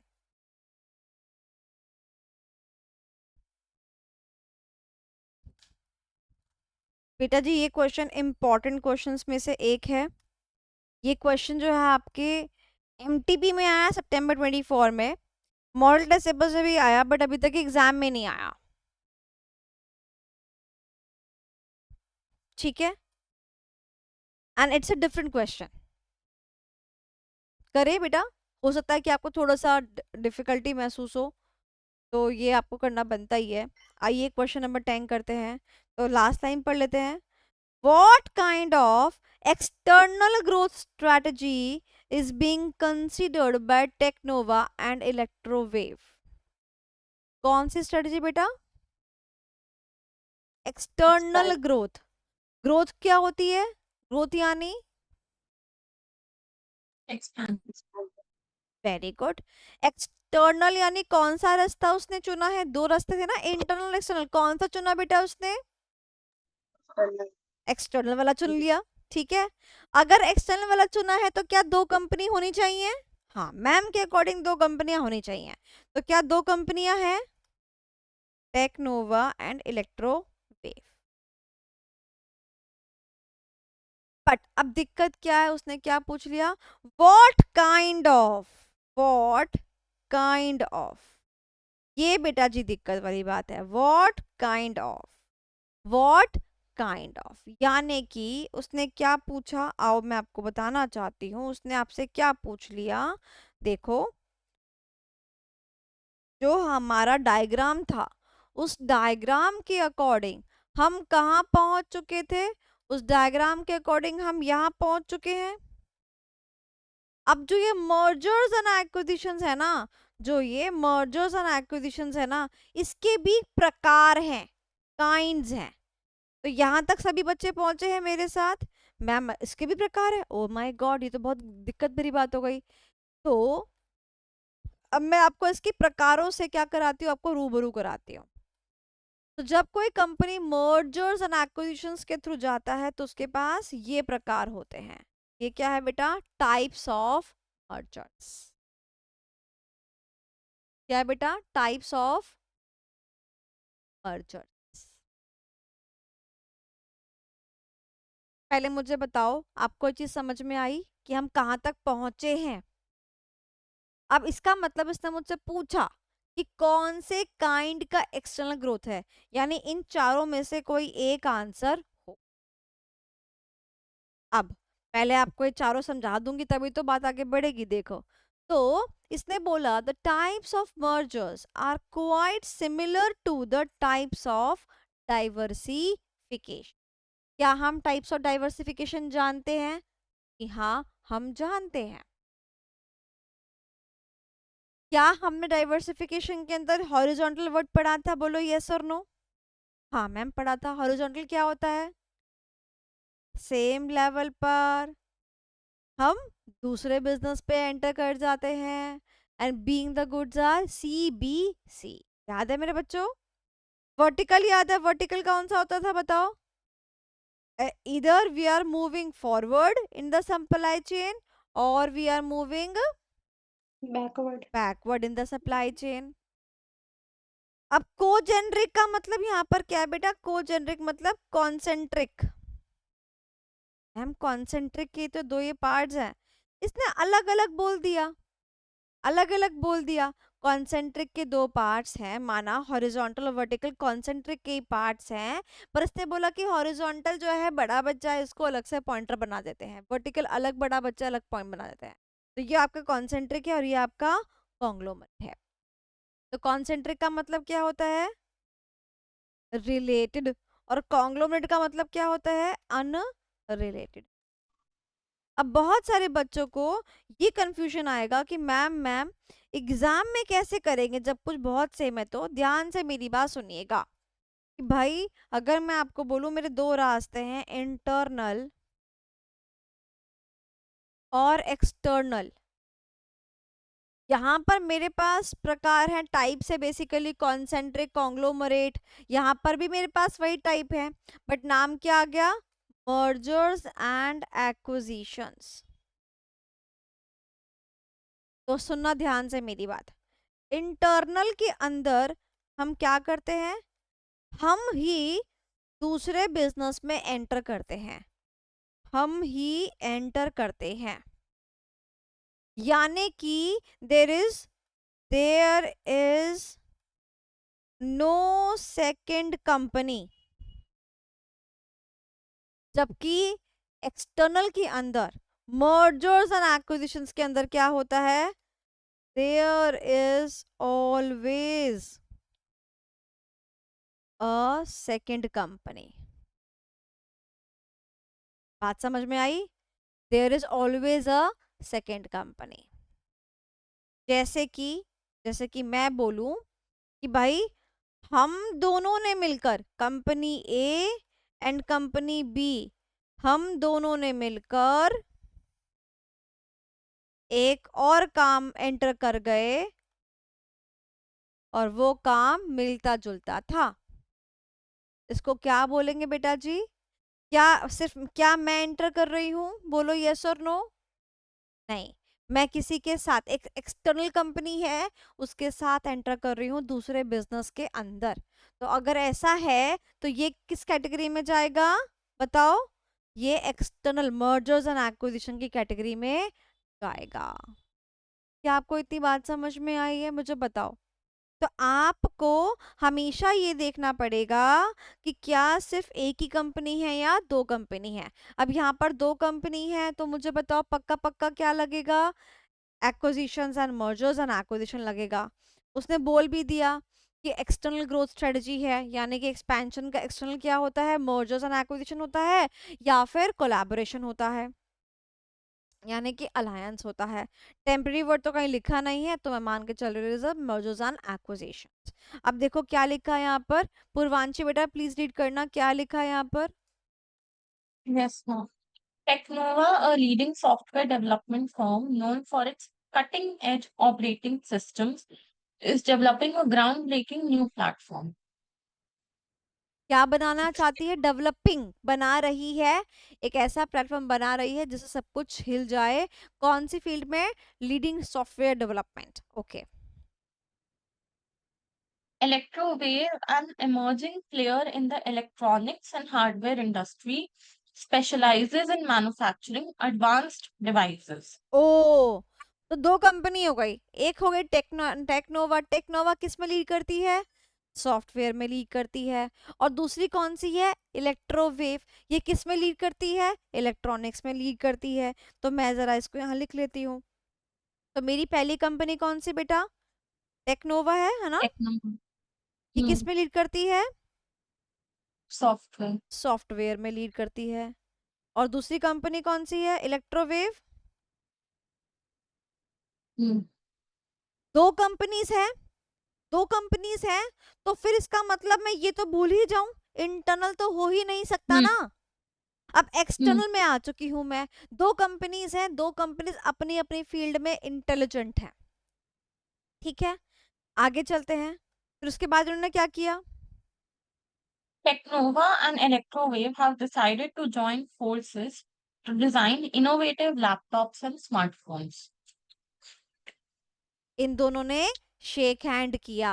और जब ये शेक हैंड इन्होंने नहीं बोला कि टेम्पररी है परमानेंट, तो क्या मान के चलेंगे, परमानेंट मान के चलेंगे। Gotcha. तो ये हमारा कौन सा हुआ बेटा जी, it is the mergers and acquisitions हुआ। अब मर्जर्स एंड एक्विजिशंस में चार कैटेगरी है, ध्यान से सुनना। पहले मैं आपसे दो कैटेगरी के बारे में बात करती हूँ। पहली दो कैटेगरी कौन सी होती है बेटा, यहाँ पर कॉन्सेंट्रिक की जगह वर्ड क्या होता है, को Cogen. जेनरिक। और कॉन्ग्लोमेरेट का वर्ड तो सेम ही रहता है, मैं आपसे पहले ये Hmm. बात पूछती हूँ, ठीक है। कॉन्सेंट्रिक की जगह वर्ड क्या होता है, को जेनरिक। को मतलब साथ वाला, को जेनरिक मतलब ऑफ द सेम स्पीशीज, मतलब सिमिलर थिंग्स। तो मुझे बताओ यहाँ पर कि हम जो हैं यहाँ पर, मैं लीडिंग सॉफ्टवेयर हूँ, सामने वाला इलेक्ट्रॉनिक्स एंड हार्डवेयर में लीड करता है, इलेक्ट्रॉनिक्स एंड हार्डवेयर। तो मैं सॉफ्टवेयर में लीड करती हूँ, वो हार्डवेयर में लीड करता है, स्पेशलाइज करता है। हम दोनों ने जॉइन हैंड्स कर लिया और हमने क्या Hmm. बनाने की कोशिश करी, लैपटॉप बनाने की कोशिश करी कि हार्डवेयर जो है ये कंपनी बना लेगी लैपटॉप का, और सॉफ्टवेयर जो है मैं बना लूंगी इस लैपटॉप का। तो अभी मुझे बताओ कि कॉन्सेंट्रिक है या कॉन्ग्लोमरेट है, यानी कि कोजेनरिक है, कॉन्ग्लोमरेट है, मिलता जुलता है नया प्रोडक्ट पुराने प्रोडक्ट से कि नहीं मिलता जुलता, मिलता Cogen. जुलता मिलता जुलता है। सो हेंस है। It is a cogeneric merger, cogeneric merger. Easy हो गया, हम्म, सिंपल हो गया। हम्म, तो हमेशा सबसे पहले क्वेश्चन पढ़ते पढ़ते आपको ये देखना है कि मोर देन वन कंपनीज तो नहीं है। मोर देन वन कंपनीज अगर नहीं है तो फिर तो हम सिर्फ इंटरनल के रास्ते पे ही रहेंगे, एक्सटर्नल में जाएंगे ही। क्वेश्चन डिफिकल्ट है, बच्चों को समझ में नहीं आता, बच्चा कंफ्यूज होता है कि मैम ये कॉन्सेंट्रिक डाइवर्सिफिकेशन क्यों नहीं है, मर्जर्स एंड एक्विजिशंस क्यों है, कोजेनरिक मर्जर्स क्यों है। आपसे पूछूंगी तो आपके पास जवाब है ना, अरे भाई दो कंपनीज है यहाँ पर। जबकि डाइवर्सिफिकेशन में तो हम क्या करते हैं, हम ही दूसरे बिजनेस में एंटर करते हैं। बात समझ में आ गई, क्लियर हो गया। हम्म। अब everybody please tell me, clear clear clear clear. Yes, Yes, ma'am. It ma'am. Is a difficult topic, क्या मैं डिफिकल्टी लेवल थोड़ा बढ़ा दूं, इसी क्वेश्चन में एक क्वेश्चन थोड़ा ऑल सॉल्व करा दूं। Yes, ma'am. पक्का? चलो अब ध्यान से सुनना। अब दिक्कत ये है मेरे प्यारे बच्चों कि यहाँ पर ना जब मैं इनकी बात करती हूँ काइंड्स की, तो इनके सिर्फ दो ही प्रकार नहीं है। इन्होंने क्या करा, जो कॉन्सेंट्रिक के दो टाइप थे, हॉरिजॉन्टल और वर्टिकल, उनको अलग अलग नंबर से जताया। ठीक है, तो अब मैं आपको बताती हूँ कि फिर आप हॉरिजॉन्टल मर्जर कब लिखोगे और वर्टिकल मर्जर कब लिखोगे। ठीक है, अब मैं आपको बताती हूँ, ध्यान से मेरी बात सुनना। अगर यहाँ पर सप्लाई चेन की बात कर दी गई, सप्लाई चेन का जिक्र कहाँ होता है बताओ, सेम सप्लाई चेन का जिक्र कहाँ होता है, वर्टिकल में। या तो हम क्या करते हैं, पीछे जाते हैं सप्लाई चेन में, या तो हम आगे जाते हैं सप्लाई चेन में, तो क्या कहते हैं, वर्टिकल कहते हैं ना, वर्टिकल कहते हैं ना। तो जब सप्लाई चेन में आगे या पीछे जाने की बात होगी, मूविंग फॉरवर्ड या बैकवर्ड की बात होगी, तो वो क्या हो जाएगा, वर्टिकल मर्जर हो जाएगा। बोलो यस और नो, इतनी बात समझ में आई कि नहीं आई? अब इसका एग्जांपल देती हूँ आपको।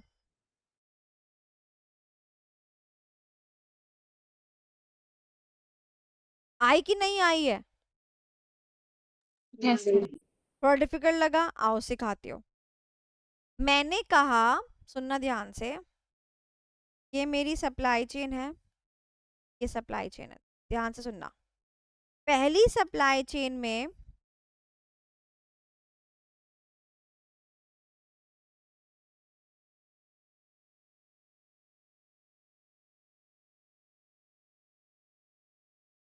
मैं मैन्युफैक्चर करती हूँ गाड़ी को। किसको मैन्युफैक्चर करती हूँ? गाड़ी को मैन्युफैक्चर करती हूँ। ठीक है, मैंने ही गाड़ी की रिटेलिंग शुरू कर दी। बताओ क्या है? Vertical integration. बताओ ये इंटरनल वाला है कि एक्सटर्नल वाला है? इंटरनल। Done. दोबारा बोलो, आई या ई? I. आई या ई? एवरीबॉडी। I. मैं गाड़ी की मैन्युफैक्चरिंग करती थी, मैंने कहा क्यों ना इस चीज को कंज्यूमर तक डायरेक्टली मैं ही पहुंचा दूं, तो मैंने इसकी रिटेलिंग भी शुरू कर दी। तो बताओ मुझे, मैंने ही शुरू कर दी, कोई दूसरी कंपनी का जिक्र है? The answer is no. तो बताओ ये इंटरनल है या एक्सटर्नल है? Internal. Very Inter. Very good. अब मैं गाड़ी की मैन्युफैक्चरिंग करती थी, मेरा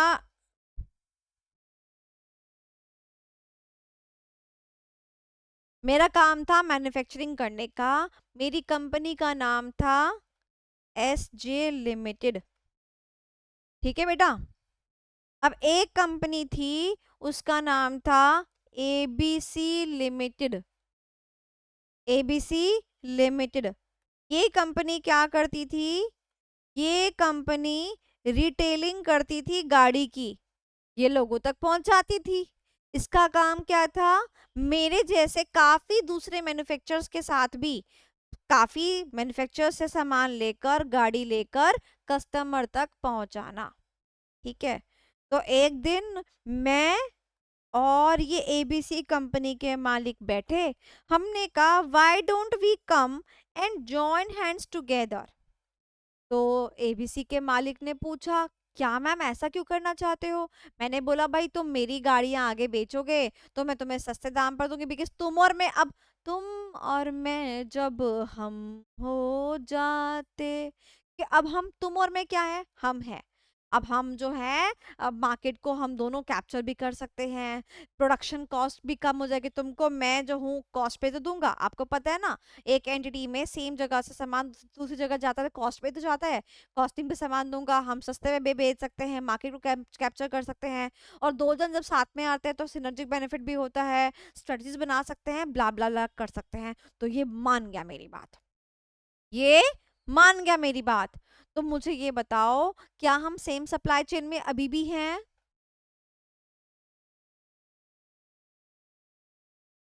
यस। Yes. मुझे बताओ, क्या मैं कौन थी? मैन्युफैक्चरर। क्या मैं सप्लाई चेन में फॉरवर्ड गई हूँ या बैकवर्ड गई हूँ? Forward. Forward. Very good. Forward vertical ये बताओ, मैं गई हूं या या फिर यहाँ पर बेसिकली मैंने और किसी और ने जॉइन हैंड्स करा है, जॉइंट हैंड्स। Join. यानी दूसरी कंपनी की एग्जिस्टेंस है, सेकंड कंपनी एग्जिस्ट करती है।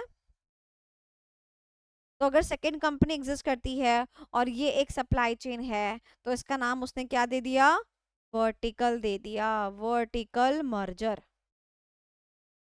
तो ये क्या है, वर्टिकल मर्जर है। इतनी बात समझ में आई?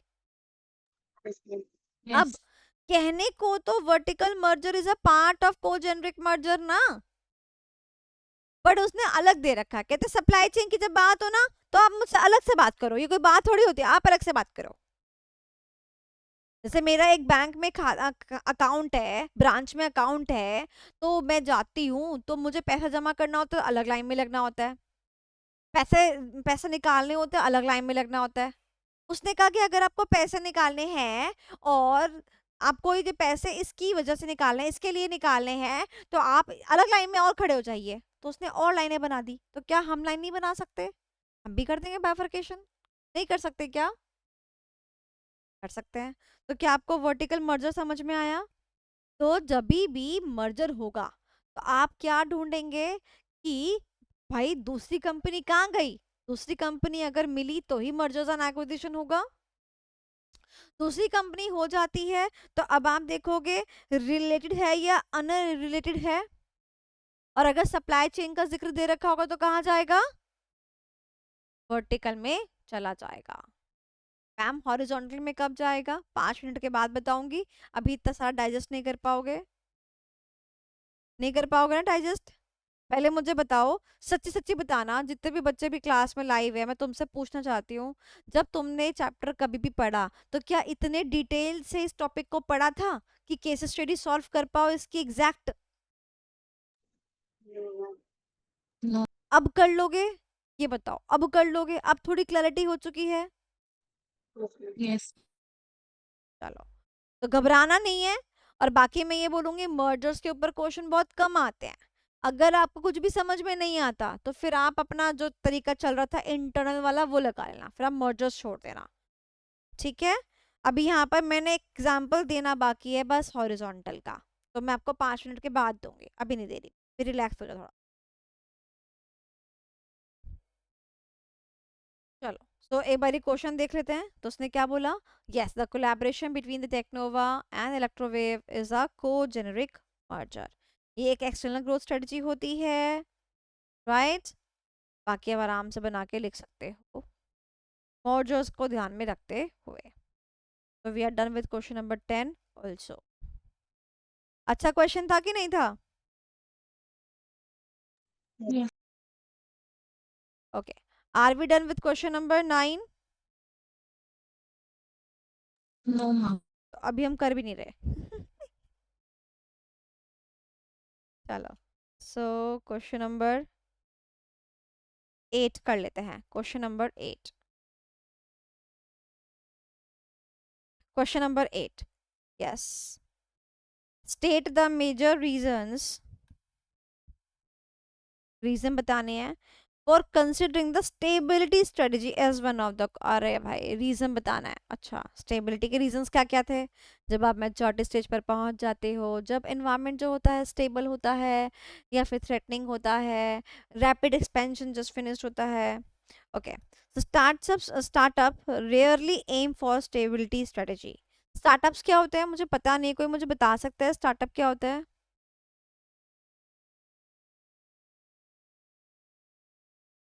एनीवन? स्टार्टअप्स क्या होते हैं? नई नई company is equal to startups. तो startups rarely aim for stability. Rarely का मतलब, रेयरली का मतलब ना के बराबर। ऐसा कोई स्टार्टअप है जो ये सोचते हो कि आराम आराम से चलेंगे? नहीं ना।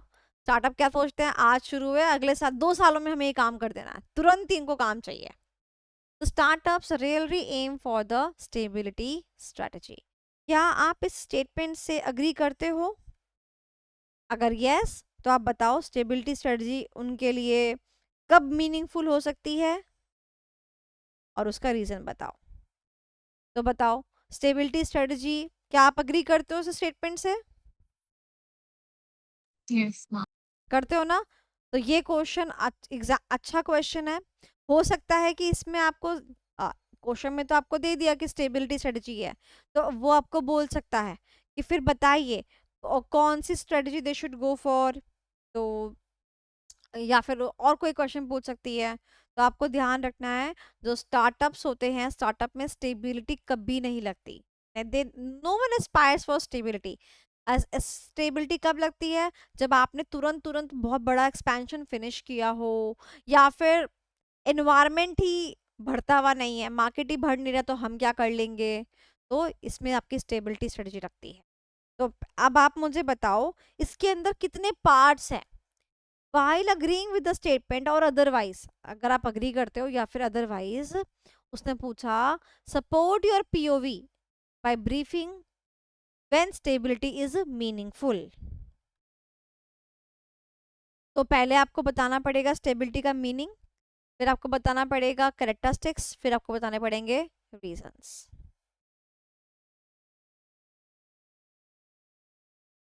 तो ये मैं आपको बोलूंगी वेरी इंपॉर्टेंट। मीनिंगफुल कब कब आपको लगाना चाहिए, और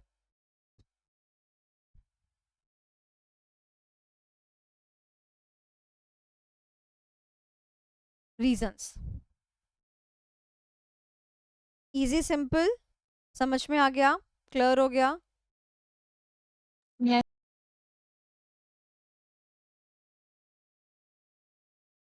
चलो,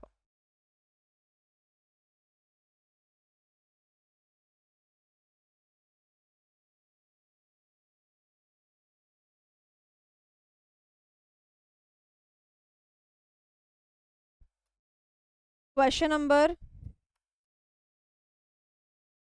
7। अभी कौन सा क्वेश्चन किया था? 9 किया था अपन ने, 8 किया ना? हाँ, अभी क्वेश्चन नंबर 7। चलो, अब ये क्वेश्चन जो है आप सॉल्व करोगे, मैं सॉल्व नहीं करूंगी। चलो सॉल्व करो, क्वेश्चन नंबर 7 अपने आप सॉल्व करो।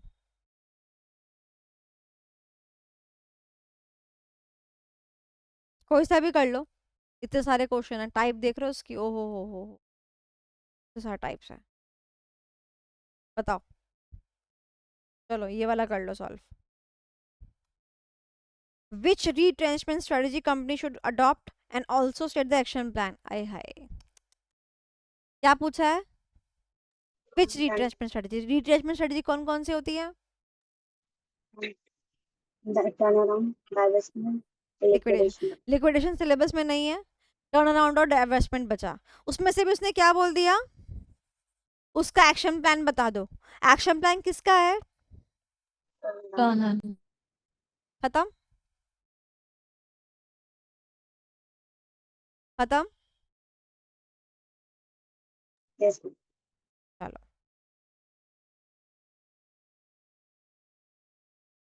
कर लोगे क्वेश्चन भी? Question number 5, it's a good question, it's a good question. Read करो, it's a good question, just read it out. और ये क्वेश्चन आप सॉल्व करोगे, मैं सॉल्व नहीं करूंगी।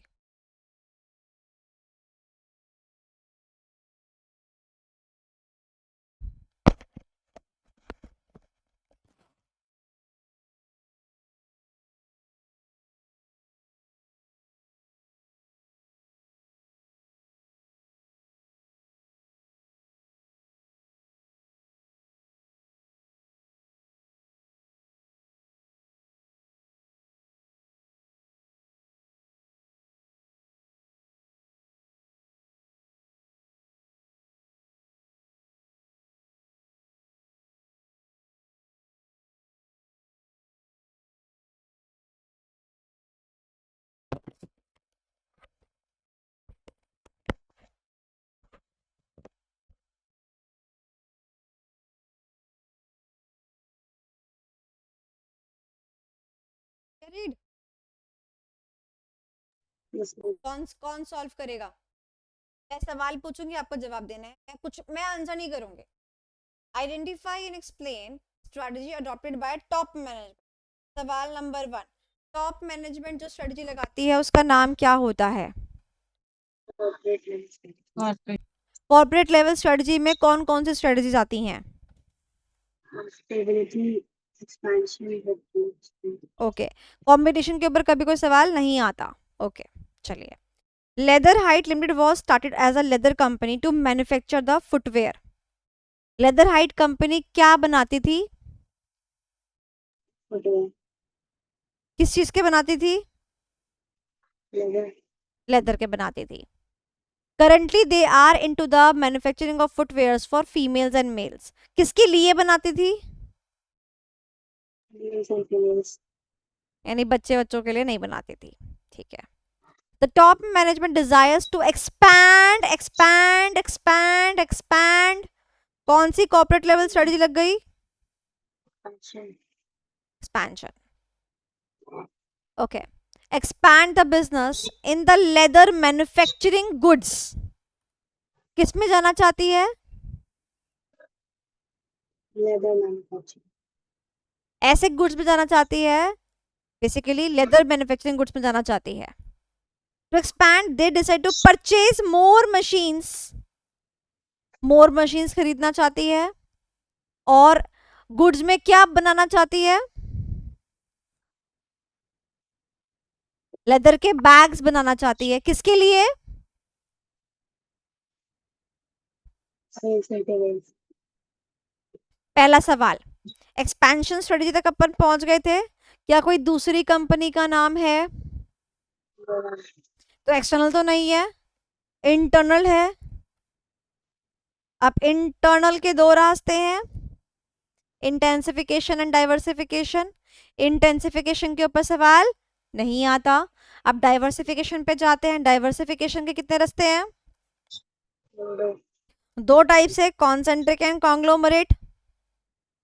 यहां पर मैं लेदर के फुटवेयर बना रही थी मेल्स एंड फीमेल्स के लिए, अब मैंने लेदर के बैग्स बनाए हैं मेल्स और फीमेल्स के लिए।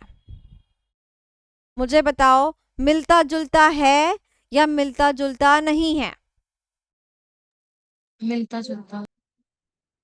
क्योंकि leather leather leather leather leather तो मिलता जुलता है। The answer is Concentric diversity. Concentric. Easy simple. ये आप अपना होमवर्क लिखेंगे, केस स्टडी सॉल्व करके देंगे मेरे को, होमवर्क में लिख के देंगे आप मेरे को। अभी इजीली सॉल्व हुआ ना? कोई दिक्कत तो नहीं आई थी?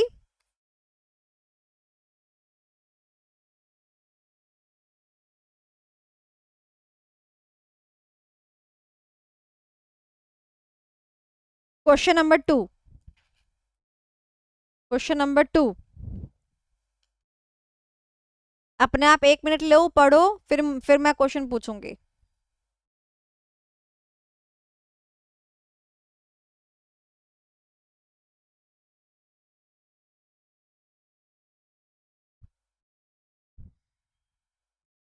Okay, identify and explain the growth strategy. Growth strategy मतलब एक्सपेंशन, एक्सपेंशन। अब मुझे क्या फाइंड आउट करना होता है इसके बाद में क्वेश्चन के अंदर? Internal है या external? यानी कोई दूसरी कंपनी का जिक्र किया हुआ है या दूसरी कंपनी का जिक्र नहीं किया हुआ है। ओके, कंपनी का नाम है नोवाटेक। एस्टैब्लिश किस प्रकार की कंपनी है? एडटेक कंपनी है। कहां पर है? इंडिया में है। The company has been performing well in the online learning industry. The management of Nova has now decided. किसके मैनेजमेंट ने डिसाइड किया? नोवा के मैनेजमेंट डिसाइड किया। क्या करने का डिसाइड किया?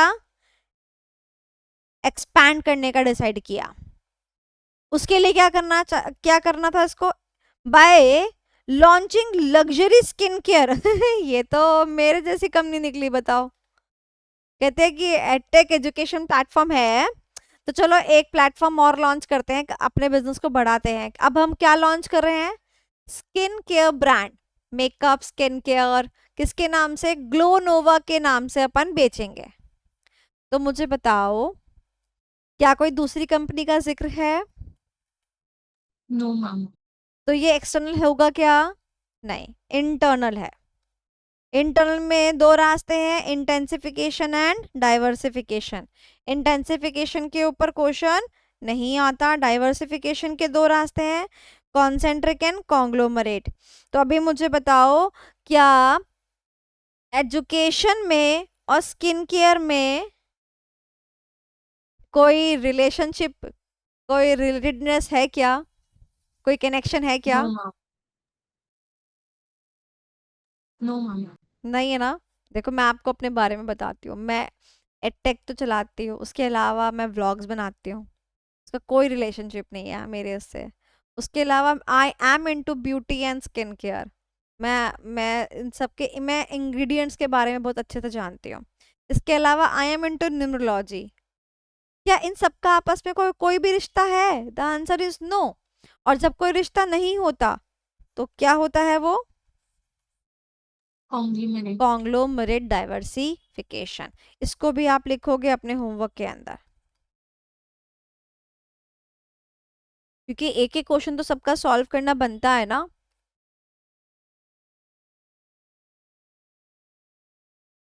चलो last line, last question of today's class, last question today's class.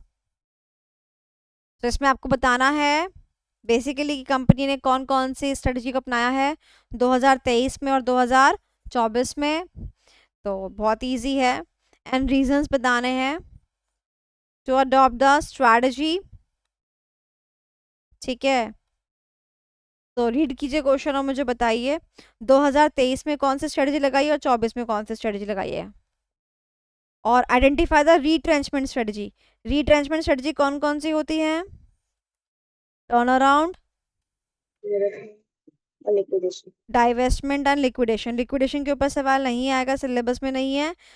Turn around और डाइवेस्टमेंट है। तो कौन से ईयर में टर्न अराउंड लगाया और कौन से ईयर में डाइवेस्टमेंट लगाया, देखकर फटाफट से बता दीजिए मेरे को।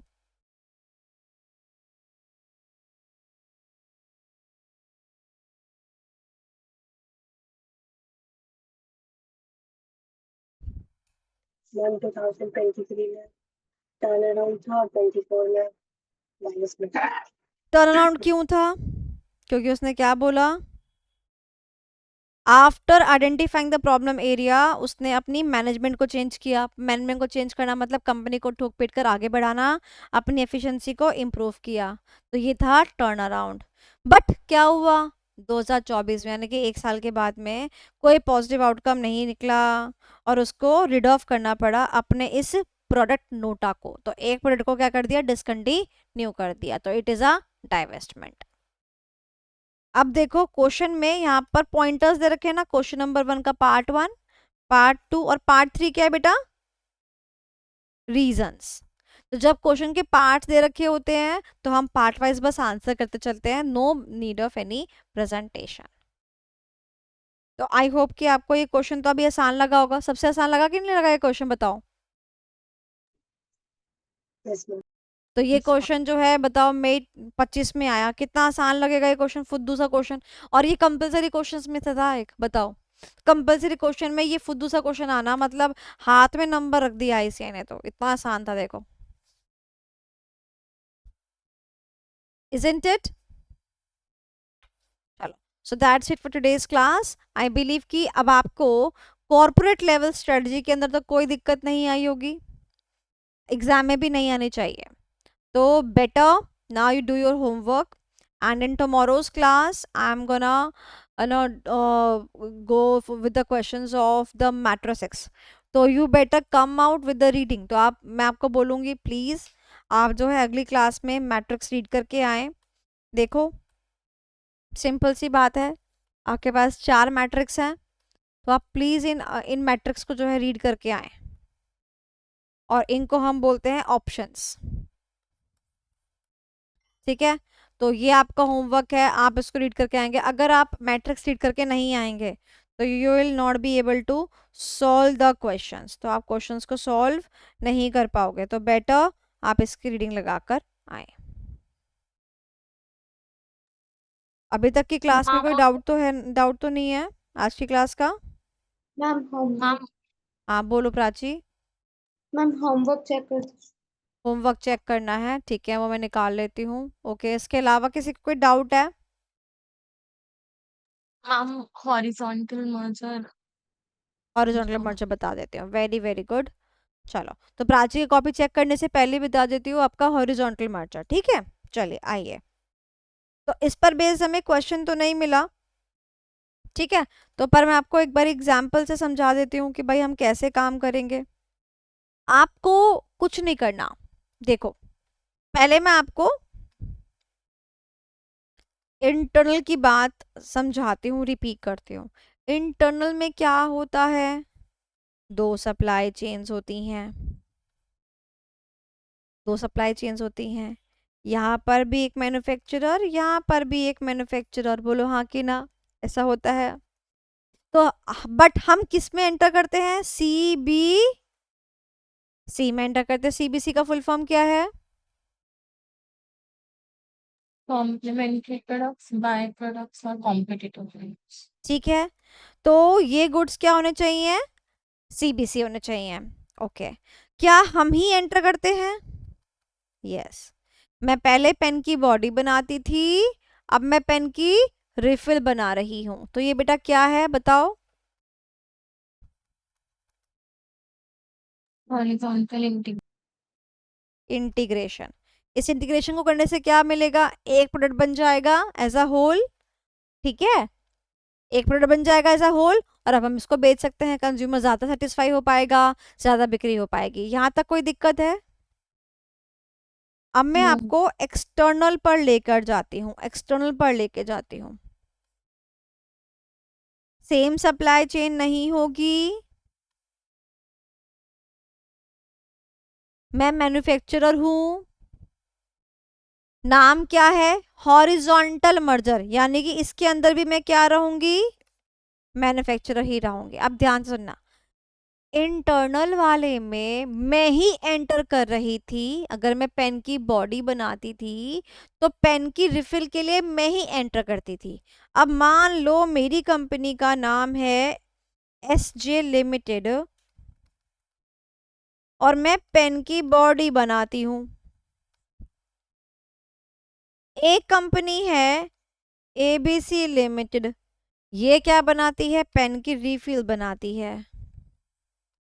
क्या दो अलग कंपनीज हैं, और हम दोनों साथ में आ गए by way of merger, by way of acquisition, can be any तरीका। तो मुझे बताओ, क्या दूसरी कंपनी है? हाँ है, तो उसको क्या बोलेंगे, हॉरिजॉन्टल, क्या बोलेंगे, हॉरिजॉन्टल मर्जर। ओके, अब ऐसा भी होता है कि जो सीबीसी वाली बात होती है ना, सीबीसी वाली बात यहाँ पर एट टाइम्स एप्लीकेबल नहीं होती, तो सीबीसी वाली बात पर यहाँ पर ध्यान नहीं देंगे। So it can be any goods, यानी कि it need not to be complementary, need not to be the byproduct, need not to be the competitor goods as well। तो मैं पेन की बॉडी बनाती हूँ, मान लो मैं पेन की बॉडी बनाती हूँ, ये भी पेन की बॉडी बनाती है, तो ये कॉम्पिटिटर गुड्स हो गए, कोई दिक्कत नहीं है। मैं पेन की बॉडी बनाती हूँ, सामने वाला नोटबुक बनाता है, कॉम्प्लीमेंट्री गुड्स हो सकते हैं, कोई दिक्कत नहीं है। बट अगर मैं पेन की बॉडी बनाती हूँ, सामने वाला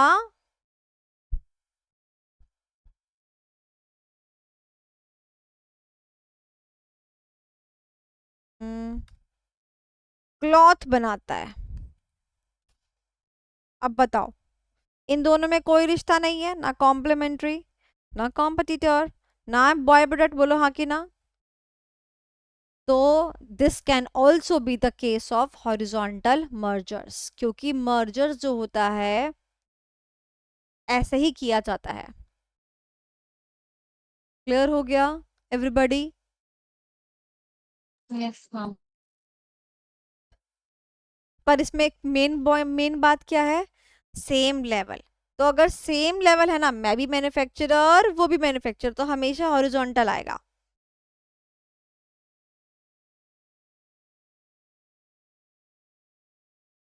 अभी क्लियर हो गया? Yes. चलो,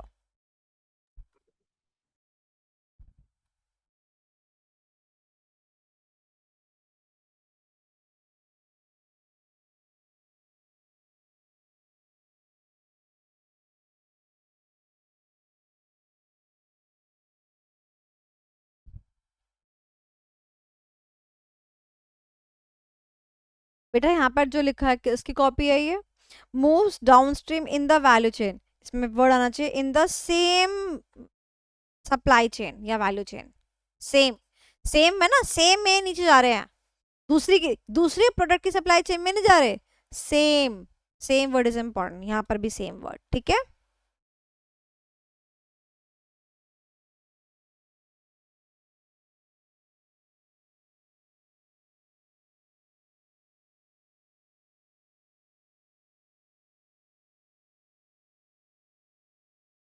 यहीं पर ही नीचे इसका डिफरेंस बिटवीन भी लिख लेना, यहाँ पर ना स्पेस है ना, अपनी कॉपी में difference between mergers and acquisitions छोटा लिख लेना, यहीं पर ही काम आ जाएगा एग्जाम के लिए।